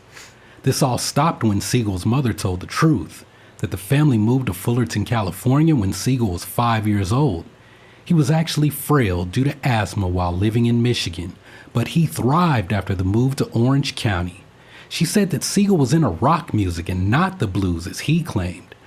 Later, he worked with a Japanese man in Garden Grove, It's bad when and your that's how mom his calls martial you arts out. journey actually Oh, began. no. I talked more about this in my previous video, The Problem with Steven Seagal, so I'm not going to rehash the Right, stuff from that Martine? video. But here's where things get interesting during Seagal's role as the sensei. Oh, and if you wonder why I keep saying Steven's last name is Seagal, it's because that's the actual proper pronunciation of his name. Steven saw the Chagall exhibit at a museum and he liked the sound of the word, so he changed the pronunciation of his last name. So after studying Okinawan karate in California, Seagal was convinced to go to Japan around the age of 19. Good lord. Things didn't work out, and he returned to California where he would eventually meet Miyako Fujitani, who was teaching Aikido in California at the time. Now I should mention that Seagal at one point was saying that he studied under Aikido founder Morihei Ueshiba, who'd already passed away before Seagal even made it over to Japan. Oh, wow. Seagal fans like to deny that Steven ever made the claim, but you can read it for yourself in some of Seagal's first interviews in Black Belt magazine from 1988 and 1990. In 1974, Seagal returned to Japan with his Aikido instructor Miyako Fujitani. Now I defended this move in my last video, but since then, well, I learned that Robert Strickland, who was working as a CIA consultant in Japan, and Robert Strickland says that Steven Seagal married Miyako to avoid the draft. He believed that marrying a Japanese national and moving to Japan would make him less likely to be deported and sent back to the US. I thought this guy was a patriot.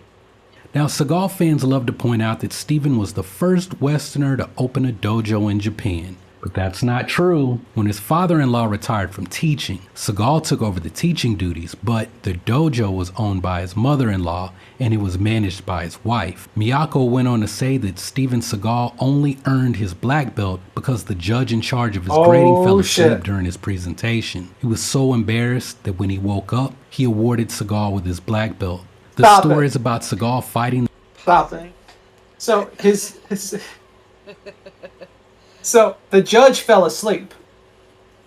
And he felt bad. And it was He like- felt bad. He's like, yeah, you suck. You could suck. I don't know, but here's a belt because I fucked up. That's so stupid. Oh yeah, but yeah, Frank was cutting off the supply, and I get the joke, Martine. But that's your mom. Yeah, imagine if you're like this superstar, you know, Aikido master, and you're putting up this whole facade, but your mother's sitting back getting interviewed, and she's just like, he's a fake. Yeah, he just went to an arts exhibit and he changed his last name. And then he proceeded to go to Japan, and basically his mother-in-law runs the facility and his wife runs everything, and he just pretends to fucking run everything. Is he still married to this woman? No, actually what happens is, later on you're going to find out, is that he has a kid with her, and then he goes to America, and then marries another woman in America at the same time that he is married to this Japanese woman. And I believe he marries a woman in Mexico at the same time as well. He's a dick. So, I mean... Do like, they know of each other? Well, now they obviously- do. obviously, Now they yeah. do. But at the time, what happened was he left his... Because he wanted to be an actor. That was the main thing. So he thought that he would marry someone who was up and coming to basically, Is this the Yakuza? Yeah, he made up a lie that he said he fought the Yakuza out of the place, but in truth, he just beat up some drunken people. You can tell who's a Yakuza or not because of their tattoos. Usually, Well- most of them have tattoos like that. The Well- open shirt tattoos. Yeah, well, that's the thing with the Yakuza. With tattoos, it's like an art form, and a lot of times when they die, they ask for them to be skinned Yeah. and taking the skin to be like put in display like artwork. So it's like a big deal for the Yakuzas to do that. So yeah, I mean, I have tattoos, and when I die, please skin my tattoos. I paid too much for my tattoos to not be on display forever. B left and went away figures. He does. He kind of waddles through them. Convicted. Frank, my mom would say, "What have I told her?" Yeah, that's what I was reading. But oh my god! But that's your mother. Oh, see, like we're gonna have to screenshot this for our blackmail. We're working for Terry now. We got to get all the information, the dirt now. For Terry, Jim the investigator. You know what I mean? I was actually thinking about it. I want to see if we can actually make a sound clip. Can you make a sound clip? I'm thinking about if I give you a sound clip of Jim, we can just make a sound clip we could play whenever we say like something interesting. Like, that's the fucking motive. I think that's what he says. I want to just make a sound clip of his voice doing that. I wonder if We can do that. Yeah, I know how to do that. Yeah, I'm gonna get you like a sound clip, and we're gonna just play Jim saying stupid shit. I need to get that's what I'm not gonna lie. I was looking for like a soundboard, so that you can connect. You can just put in every. I have. That's like I want to just have like because he says his one line is like that's the fucking motive, assholes. So I want to get that like clip of Jim saying that. So whenever I'm like I want to put a point up, I can just press that, and I will forever be able to do that. But yeah, I'm down for that. But anyway, let's what time you're at? I am at 4 minutes and 33 seconds. Okay, I'm ready. Bye. Okay, pressing play now. The Yakuza and throwing people out of the dojo are also untrue. Miyako said that Seagal only chased away a few drunks outside the school.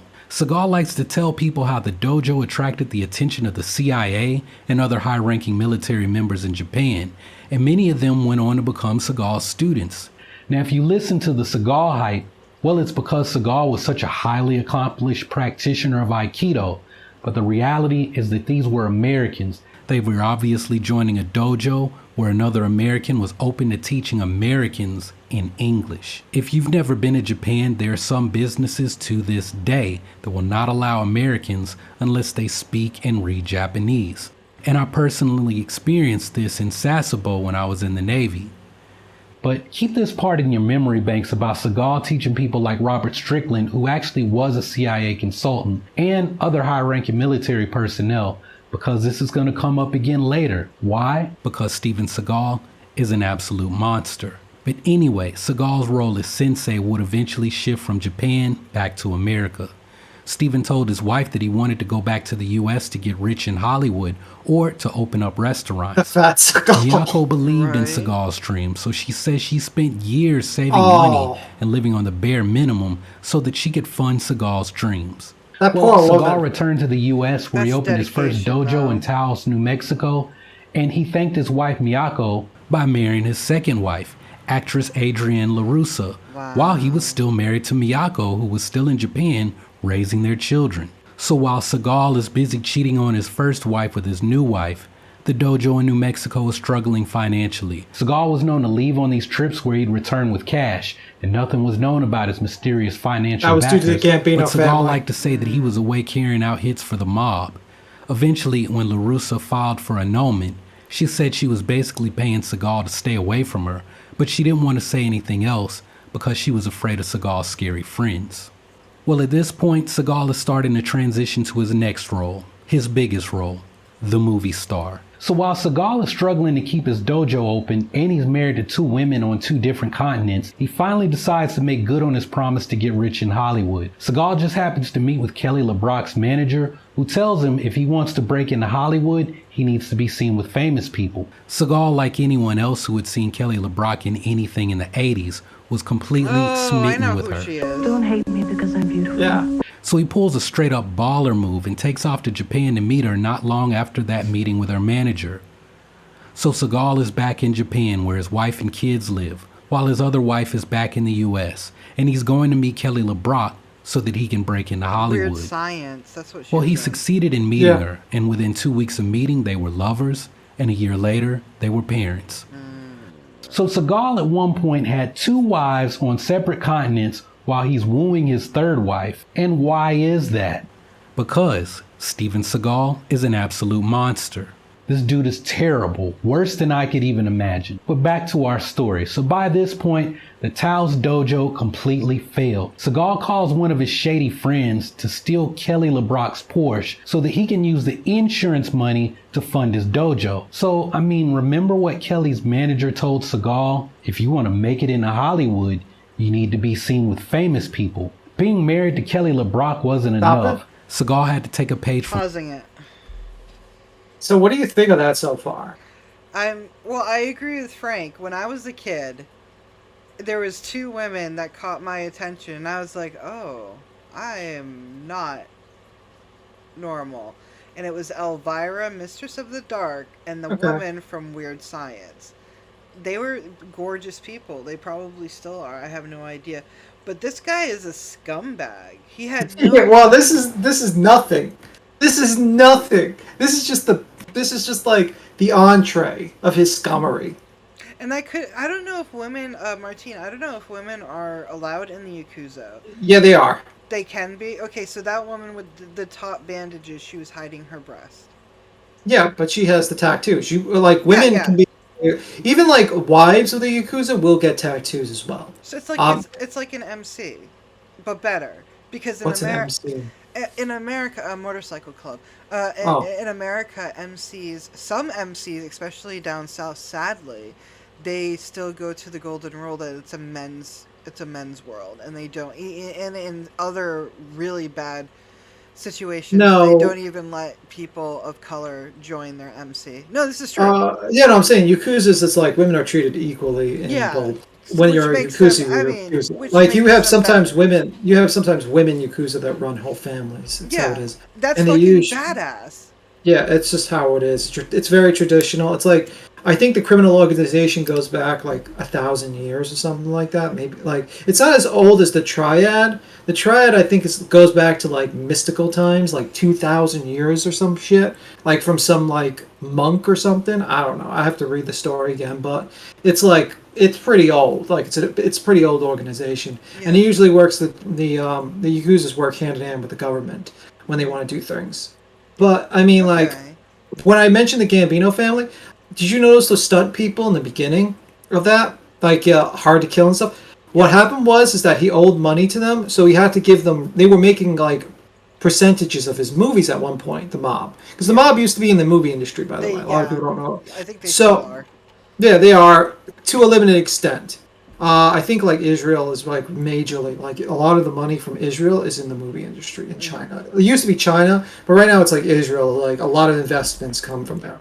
It's but when it comes to the Italian mafia, they used to run. So basically, the stuntmen, he used to punch the stuntmen and hurt them, but the one people he wouldn't punch was the mafia, because he used to get the mafia figures as extras in the movies, so he would never punch them. So you could tell who the mafia figures are in the movies. I found out in this video, by the way. But if they're actors and they're supposed to be in the movie, why can't they be punched? Aren't they? Well, are you gonna punch? No. What happened was he made as a favor. He made mafia figures as extras. So he was afraid to punch them, because if he punched them, they would fucking murder him. Yeah. Well, okay. Now I get that, because I thought it was just hey, my nephew Timmy. He's, he thinks he's an actor. Put him in. I mean, originally he was in Godfather. A lot of people don't know this, but Godfather was okayed by the mafia, and he was actually brought on stage on the in the Godfather, and like he was like constantly insulted. Like they just thought him as a fucking joke, basically. What do you mean? Like he was a joke. He was just like someone they can manipulate and joke around with. Like they didn't like him. Steven Seagal wasn't in The Godfather? No, he was on set. He would go on, like what happens, a lot of mafia guys would go on set. Okay. Yeah, they would just meet afterwards and talk. But most of the people in The Godfather were actually in the mob. Actually, I would say half of the mob figures in the movie were actually mobsters. A lot of people don't know They would know best. I mean, Donnie Brasco with that Johnny Depp movie. Did you know that he was like Sammy the Bull? The Al Pacino played him. That he, tutored Al Pacino with his mannerisms, his stories, and stuff. So yeah, I get that, but that must be hilarious when you walk on set and then you just get laughed at, and he's just like, "I'm Steven Seagal, you go." Well, at one point, he actually said that he went to, I forgot the guy's name, but this is a big story. You Google it. Yeah. But this guy basically, he told this muscular guy that he could break out of any chokehold. So the wrestler guy was like, yeah, okay. And this guy's like 60, 70 years old. He's like, yeah, okay, I'm going to do a chokehold on you and see if you break it up. So the guy does a chokehold on Steven Seagal.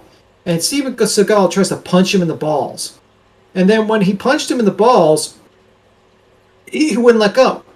So the guy still gripped around Steven Seagal's neck until he passed out. And then when he passed out, he shit himself. And everyone laughed at him. Is there a video of this? I would love to see. No, it's just a bunch of actors like Bigelow. Okay. Like that guy Tim Bigelow, male gigolo, that guy who played him. Like he played like Waterboy. Like you can do it. Yeah. He saw it. He saw it too, and he used to tell the story. I've heard Tim. I heard that he was.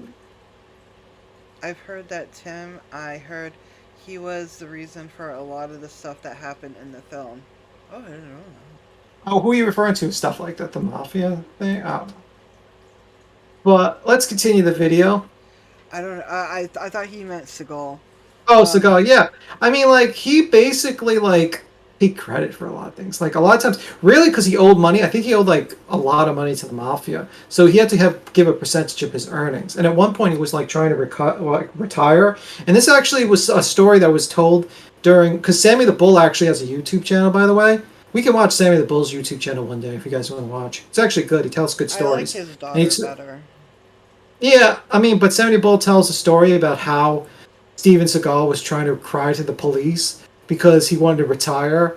And that was the whole reason why he was hanging out with the police now, because he was afraid of the mafia and he was crying. That's really sad. Normally, common sense, if you are going to cut bread with the mafia, so to speak, it's going to be in your life forever. Yeah, well, now he's hanging out with Putin. Let's play the video. Okay, I'm at 8 minutes, 13 seconds, and pressing play now. From Bruce Lee's playbook and become sensei to the stars. Deuce Bigelow, and that's exactly what he did. In 1987, he opened a dojo in Los Angeles where he taught Bruce Lee's former student, James Coburn. Wow, that's a Sean terrible Connery, sidekick. who broke his wrist, and the person responsible for launching Seagal's career, Michael Ovitz. Michael Ovitz arranged for Seagal to meet with executives at Warner Brothers where he would demonstrate Aikido. Mark Makita, a karate instructor, was brought in to serve as Seagal's uke for the demonstration. By the end, the Warner Brothers executives were amazed. They'd never seen anything like what Seagal was doing, and one said that he couldn't believe how easily Seagal could grab someone and throw them across the room with very little effort. The only thing is that the entire thing was staged. Mark Makita said that the only way Seagal's techniques would work well, you're is smarter if he than allowed the himself executives. to be thrown for the demonstration. But after that demonstration, Warner Brothers dropped $50,000 on a screen test for Seagal, and the entire thing was a complete disaster. Seagal had no charisma, and his whispering voice was terrible on film. This is when Ovitz stepped in. Like I said, Michael Ovitz launched Seagal's movie career. Ovitz was the casting agent for Lethal Weapon, and when he was called on for Lethal Weapon 2, he agreed not to take a raise on the sequel if Seagal was hired to make a movie. Now, there are questions about if Ovitz was actually bribed by the mafia to vouch for Seagal. And this is something that's going to come up throughout Seagal's time as the movie star, up until he started to make direct-to-video movies at least. In 1990, Seagal is at the peak of his fame. By this time, he's done Above the Law, Hard to Kill, Marked for Death, and Out for Justice, making him a bona fide action hero. Around this time, Steven Seagal started his own production company with Julius Nasso. Now, this marks an interesting twist in Seagal's career. He'd already had a history of implying that he had some kind of connection with the mob.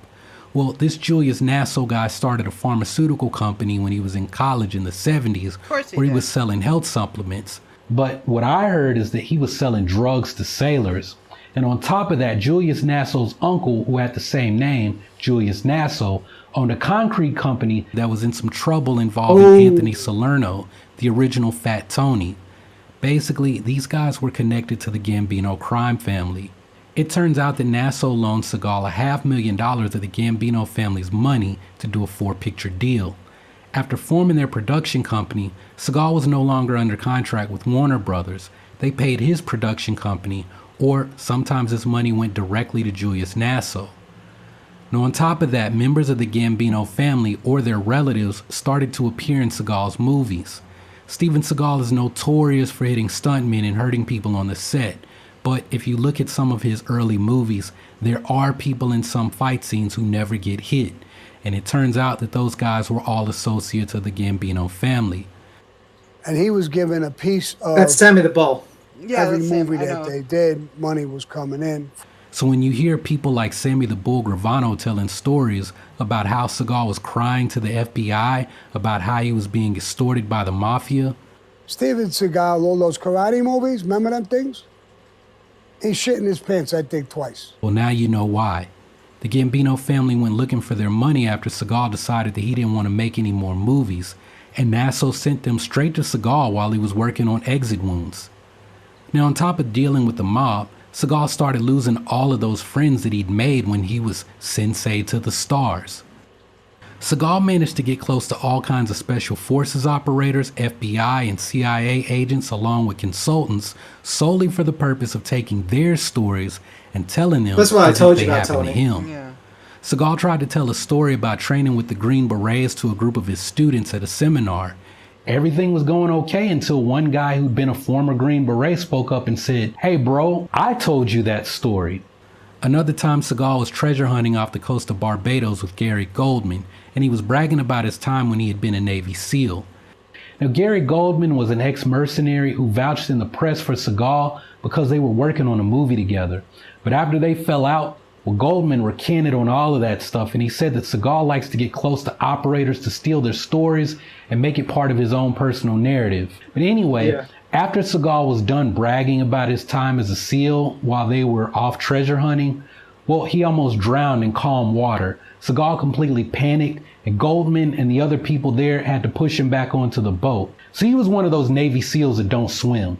Also, remember Seagal's friend from Japan, Robert Strickland? Seagal asked if Strickland could put out a hit on Gary Goldman after he told the press that Seagal was lying about his past. Ooh. Seagal also called up his friend Robert Strickland after a GQ article came out exposing him and his lies. Seagal wanted Strickland to have someone help expose the article writer Alan Rickman as being gay, even though Rickman wasn't gay. Now, as a matter of fact, Seagal did an interview on the Arsenio Hall show for the sole purpose of calling out and shaming Alan Rickman. Whenever Seagal is called out, he likes to flex by going on TV to try to humiliate that person. Sounds like someone we know. What Seagal tried to do in those videos that he did with Jesse Enkamp. And if you want to hear the details on the smack talk that happened in that video, just let me know in the comments and I'll have to make another video because this one is going to be really long. There's a lot of stuff because Steven Seagal is a monster. But anyway, Seagal kept trying to get his former CIA consultant friend Robert Strickland. Pressing pause. Why, if you hang out with him, you don't become a made man forever? Yeah, right? But this is my issue. Well, you can only be if he's talking about the mafia, the only way you can become a made person is if you're 100% Sicilian or Italian. You need to get your bones. Well, no.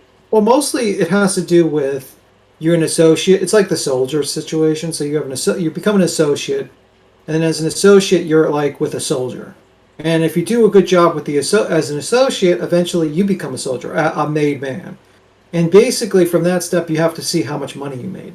Like Michael Francisi, I think he made like hundreds of millions of dollars, and that's why he became like a captain, like like a top captain so it's like it's how much money you make really is the big deal at why you get made, and it doesn't matter. I mean, and like killing.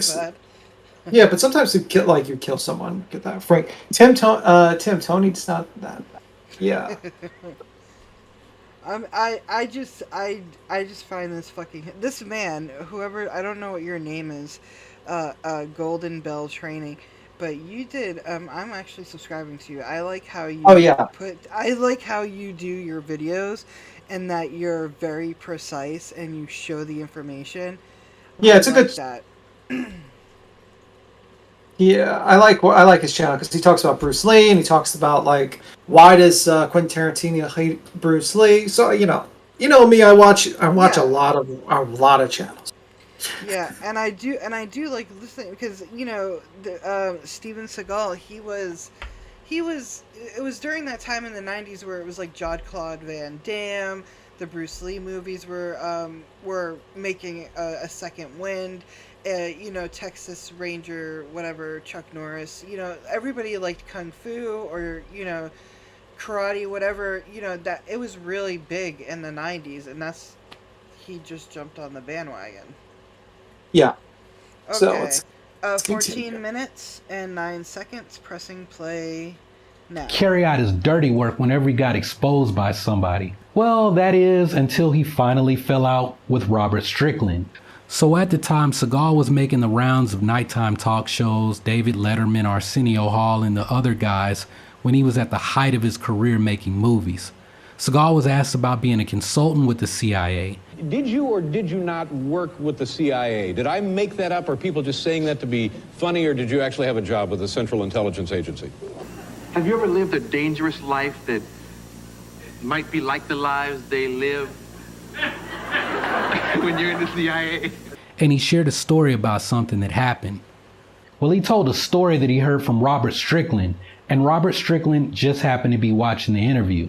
Strickland sued Seagal, and Seagal, being the kind of person to run tell that, told Strickland to back off because he has powerful friends. Later, a friend contacted Robert Strickland and they told him that he really should back off because Seagal did have some powerful people who were heavily invested in his public image.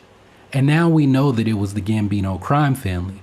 So all this stuff about Steven Seagal literally being hard to kill in real life, like he portrayed in his movies, well, that was all set up by the mob because they were actually invested in the success of this guy's movies. And Seagal, he went along with all of it because, well, Steven Seagal is an absolute monster. Well, you're above the law. I used to be a police officer. Oh yeah, that's true. But this is funny. No. About the law. But the police officer. A person showing signs of possibly being a pathological liar who allegedly gets in bed with the mob to become a movie star has little regard for the law. But once Seagal's movie career was relegated to direct-to-video films, we didn't get to the Dalai Lama part. Himself as a Dog the Bounty Hunter knockoff with his Steven Seagal Lawman reality series. And this started Seagal's next role as the Lawman. According to Seagal, he'd actually been a cop for 20 years while he was also making movies. But the truth is that outside of playing a cop in his movies, Steven Seagal actually has no training as a police officer. He claims to have done some training at the LAPD's academy, but there are no records with the city of Los Angeles to substantiate that claim. The truth is that while filming one of his movies, Seagal started giving martial arts training to local police officers. He's a cop now. And he's teaching them how to do karate and all these stupid moves and whatever. At the time, mafia guys were making fun of him, which leads me to believe that it was while filming Under Siege, where Robert Booth Nichols, a Gambino family associate, worked closely with Seagal. Joseph John, a retired Navy captain who helped secure the use of the USS Missouri for the film, described Seagal and Nichols as buddies. Now, I have no idea what that meant, but I guess Nichols didn't like Seagal spending so much time with the local law enforcement. Anyway, Seagal continued to teach the officers with the Jefferson Parish Sheriff's Department by visiting them a few days out of the year, and after about a decade or so, they just sort of grandfathered him into the department as a deputy sheriff. Seagal was not actually doing any type of police work other than volunteer ride-alongs. He'd absolutely zero training. He had not done 40 years of police work as he claimed, nor had he done 20 years of police work like he claimed on his reality TV show. Steven Seagal trained as a policeman the same day that he passed the dye motivator to go to Bud's to do his SEAL training. Well, Steven Seagal, with absolutely zero training as a peace officer, drove a tank through a guy's fence, killing his dog in order to assist Sheriff Joe Arpaio in the Maricopa County Sheriff's Department bust a guy for chicken fighting, even though the only evidence that the guy was chicken fighting was the fact that he owned a little over 100 chickens and he had been issued a citation for being at a chicken fighting event a year earlier. Seagal was allegedly on loan to Sheriff Joe from the Jefferson Parish Sheriff's Department, but the thing is, Seagal was not an officer with Jefferson Parish at that time. He was just a regular civilian driving a tank through this guy's house with a SWAT team to humiliate this guy, who later had all of the charges dropped, and it was just so he could show something off on his reality show. So the question is, well, why was Seagal no longer an officer with Jefferson Parish? This gonna get dark. You guys how he got this is deputized. gonna get real dark. Well, We're Seagal coming was up. no longer a deputy sheriff because Steven Seagal is an absolute monster. See, while Seagal was filming his Dog the Bounty Hunter knockoff reality show, he took out an ad for an executive assistant. Miss Kaden Nguyen was hired for the job, and when she arrived in Louisiana, Seagal told her that one of her duties would be to perform a massage for him. If she didn't know how to perform the kind of massage that Seagal was talking about, well, he would teach her by giving her a massage. I'm an expert in shiatsu massage. Please let me massage you. You know, you told me that one. And see, That's the interview where he talks about him shitting himself. Grabbed on by him. I'm an expert. Let me give me those baby. Well, at this point, things get very dark, and I can't really go into the full details of the alleged incident here on YouTube. I'm just going to say that according to Kaden, she was assaulted 3 times in a 5-day period. She said that she was held in Seagal's home for at least a week, and when she finally managed to escape, Seagal chased after her with a weapon that had a flashlight attached to it. Kaden also alleged that Seagal kept 2 young Russian girls on staff who were available for any extra services in addition to massage at all times of the day. Stop it. You can stop it. What do you think of that so far? He's a fucking pig. You had no idea, right? I had absolutely no idea. My dad's a massive Seagal fan. Makes sense. I don't know your dad, Frank, at all, but Yeah, show him this video. I'll see if he's still he a might fan. not be. Like, I don't know anybody who is a Seagal fan. I really was. don't. I You were? loved. I But used as to a watch. kid. Oh yeah, I watched Under Siege. What was it? Where's Johnny? What was it like? He's like when he's looking for the criminal, and he's just beating up all the other criminals to look for this guy, like Johnny Soso or something like that. I'm trying to remember. It might have been Hard to Kill. I'm not sure. I'm gonna be completely honest with you. I know Steven Seagal. I don't know the movies he's been in. I don't think I've ever seen a Steven Seagal movie. I've seen so many of them because that was I used to watch them like dozens of times because we used to grow up with a VCR. We used to just record videos and just watch them. Yeah. And that was how. I mean, I seen them all. I like Jean-Claude Van Damme when he did oh god, what was that? It was the one when he was in Brazil and they did capoeira, and that was fucking amazing to me. Yeah, but I think yeah, I get what you're saying. Like, I mean, like a lot of the '80s stuff was just basically a guy, martial artist or muscle man that basically came in and started shooting and fight. It was like that's how '80s and early '90s movies were. It's like how it was. It was very action. Everything now is a little. Oh, anger management. Yeah, you might be right. Let me see. Is that anger management? Now you got me thinking.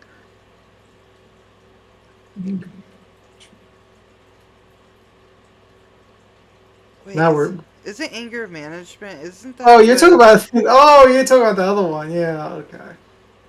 I don't know what you mean by anger management. I was like, is it anger management that Yeah.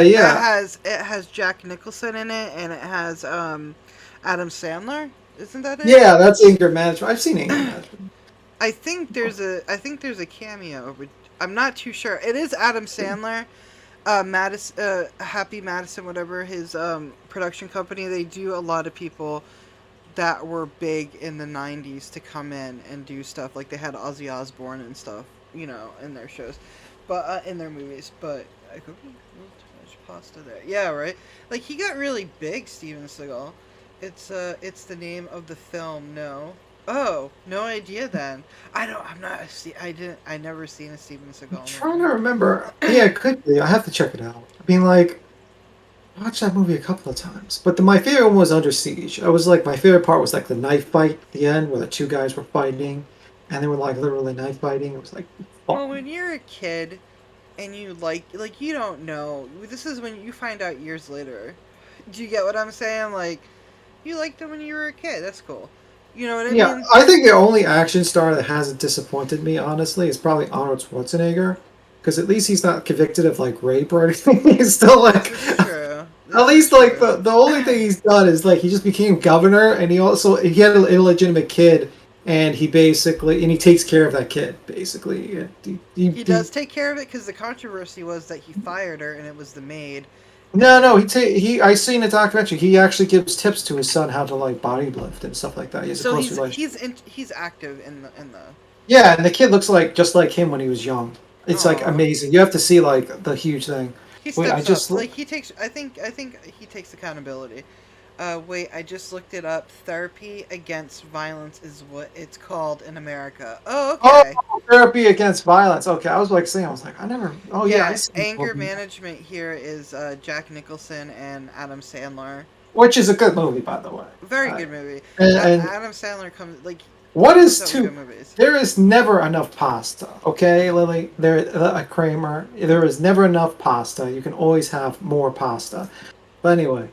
But yeah, that's so far. Let's continue and finish it up. Okay, I'm at 19 minutes and 56 seconds. Pressing play now. Filed a civil suit against Steven Seagal, but her lawsuit was settled out of court.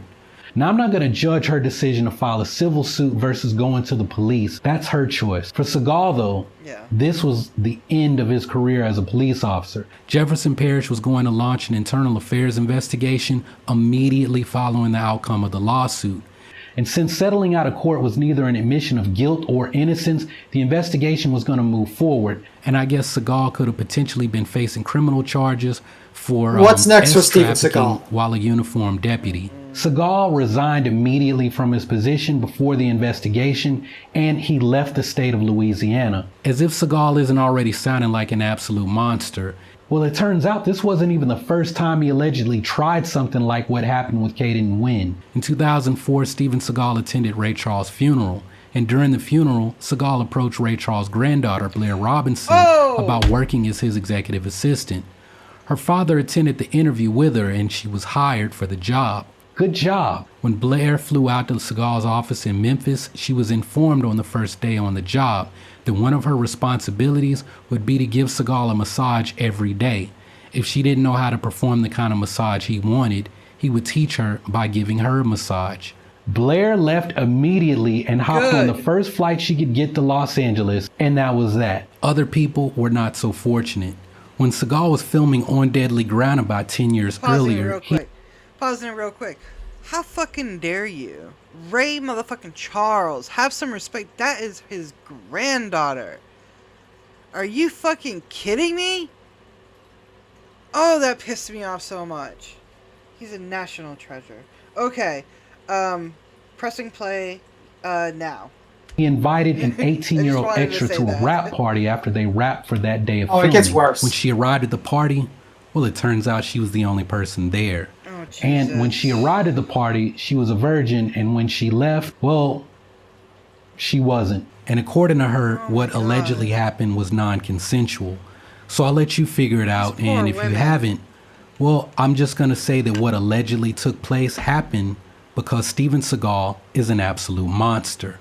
So after being the sensei to the stars who had 3 wives, the movie star being backed by the mob, and the ex-cop facing too many Me Too allegations to count, according to the Washington Post. What's next? Now it gets weird. The only thing left for Steven Seagal is to pursue enlightenment. Because if there's anyone who can get people to look the other way when they're accused of multiple sexual offenses and taking money from shady people, it's a religious leader. I just met with the Dalai Lama, and he, in his wisdom, decided to make me a deity. In 1997, Steven Seagal was recognized as a reincarnation of Chundrag Dorje, a 17th century Buddhist Lama by the Tibetan leader Pinor Rinpoche. While Pinor Rinpoche may have recognized Seagal as a Tulku, Hollywood recognized that something fishy was happening. And from what I can tell, it's not been proven that Seagal made a generous donation to Penor Rinpoche's monastery. And Penor Rinpoche's organization denied receiving any substantial size donation from Steven Seagal. But you have to wonder what they define as a substantial size donation. Either way, Seagal took the honor and ran with it, and he makes sure to remind people that he was recognized as a tulku every chance he gets. Yeah, I am a lama, I'm a tulku, I'm a Rinpoche. In 1999, Seagal wanted to let the world know about his high spiritual accomplishment by going on the Compassion in the Martial Arts lecture tour. On the talks, Seagal was known to come out in full Tibetan monk robes, announce to everyone that he was a reincarnated lama, and then give a Dharma talk for an hour on compassion as a spiritual discipline. At the end of the talk, Seagal would open up the floor to questions from the audience, and some of these auditoriums were known to hold thousands of people. At one talk, which was attended by Buddhist professor and meditation teacher Douglas Gentile, Seagal was asked by one audience member if he always dresses in full Tibetan monk attire. Seagal's response was to roll his eyes, and then he said, "Next question." He was asked multiple times about how he's able to reconcile his spiritual beliefs about compassion and nonviolence with the violence that he displays in his action films, and his response was to approach each take with a pure heart and hope that it's visible to the audience, whatever that means. Well, at this point, Gentile I like how the scenes pressed of violence Seagal on is this shown point here. after Seagal said something about how his movies are really about good versus evil, and at the end, it's all about telling a story about good winning out over evil. But see, the thing is, in Buddhism, this type of dualistic thinking reinforces this type of thinking that does not lead to one seeing true nature. So that's why Gentile pressed Seagal about his response. It's not in line with Buddhist teachings. Well, Seagal's response to Gentile's question was, well, see, I don't want to talk over people's head in the audience. Because we understood that this was clearly lying. And the truth is that Seagal had no idea what he was talking about on stage. Just like Seagal says lines in his movies, this was just another opportunity for Seagal to flex on stage and pretend to be some enlightened Buddhist monk. The moment someone made him deviate from the script, well, the entire facade he was trying to present fell apart. Hey, Steven, your ex-wife called. You can't bring the kids over this weekend. You tell that if she doesn't get those kids over here, I'll break her fucking neck. So what does any of this have to do with Steven Seagal and his martial arts accomplishments? Because for some people, none of this stuff diminishes him as a martial artist in their eyes. And my question is, why doesn't it? If someone from my teacher's school had all of these allegations, they'd be kicked out of the school and stripped of their rank. I guess the idea of Wu-Da or martial arts morality doesn't exist in some Japanese martial arts circles. And this is strange when an art like Aikido is supposed to have a spiritual aspect to it. But maybe it doesn't matter what you do as long as you keep taking falls and talking like a blissed out hippie. My question is, how do you even know what Seagal's level of skill is? His ex-wife said the judge fell asleep during Seagal's black belt test, and it sounds like it may have been awarded as an attempt to save face. Seagal's stories about fighting Yakuza in Japan were fake. The Aikido demonstration that launched his movie career was fake.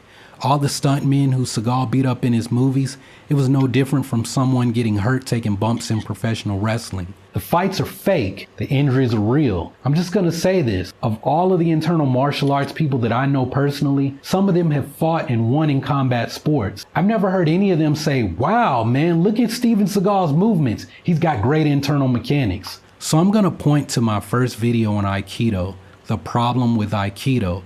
And I'm going to say that my understanding of Aikido is that it requires the same internal mechanics that make Taiji Chuan work. And I've never heard anyone say that Steven Seagal has it. So just like everything else that he's pretended to be, for me, he's also the great pretender when it comes to martial arts. And I know some people are going to feel some kind of way about what I just said. And look, this is just me sharing my opinion based on the things that I have observed about Steven Seagal. The truth is this. If Steven Seagal is completely innocent of all of these allegations, none of this mafia stuff is true, and his Aikido is completely legit, how's that going to change your life? How will that make you better as a martial artist? And if you're mad at me for doing a Steven Seagal exposed video, again, How's you getting mad at me gonna make you better? I mean, it's just my opinion that I just wanted to see what was going on. What was going on? No, I wanted to hear the rest of him, is what I'm saying. Oh, it just goes into like martial arts and stuff.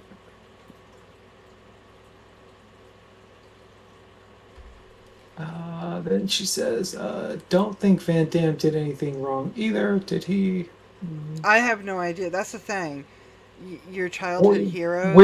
Are we gonna ruin like every single childhood hero we have? Look at this. What happened to Jean-Claude Van Damme? We're not gonna watch it now, but there is a video, and the person that made the video is Joe Blow Original. So go to that. My mission is to destroy everything Tony ever loves and cares for. I'm going to try to find videos of his favorite celebrities and just find out the dirt on them so Tony can feel sad and tortured while he loses and dies in games constantly. Welcome to my life. Anywho. But we are getting to the end of the show because I think I have a meeting too. Yeah, I mean that was a good ending. We talked about a serious subject. We have our opinions on the serious subject, and we kind of had like a fun subject, kind of like not fun because the guy's a rapist and he's a scumbag and he was working with the mob and possibly killed people. But the point is at least it's less contentious than the last one. I think that's it. I mean, I enjoy the conversations. I enjoy talking to people, and hopefully we'll see what we're gonna do next Friday. We'll see. I hope it's better news. I really do. I already thought of a few stories we could talk to on Friday. It's probably not gonna be a happy news. Probably not. I gotta destroy all happiness. You dare ruin Power Rangers. Well, let me tell you what's going on with the White Ranger. No, I'm just playing. We might do that. We're going to just do like a dirt on all the Power Rangers. Did you know that the reason why the Power Rangers... That will be next. That will be Friday's stream. How we ruin Power Rangers. Anywho, that's it, guys. I guess, Tony, you want to do a closeout?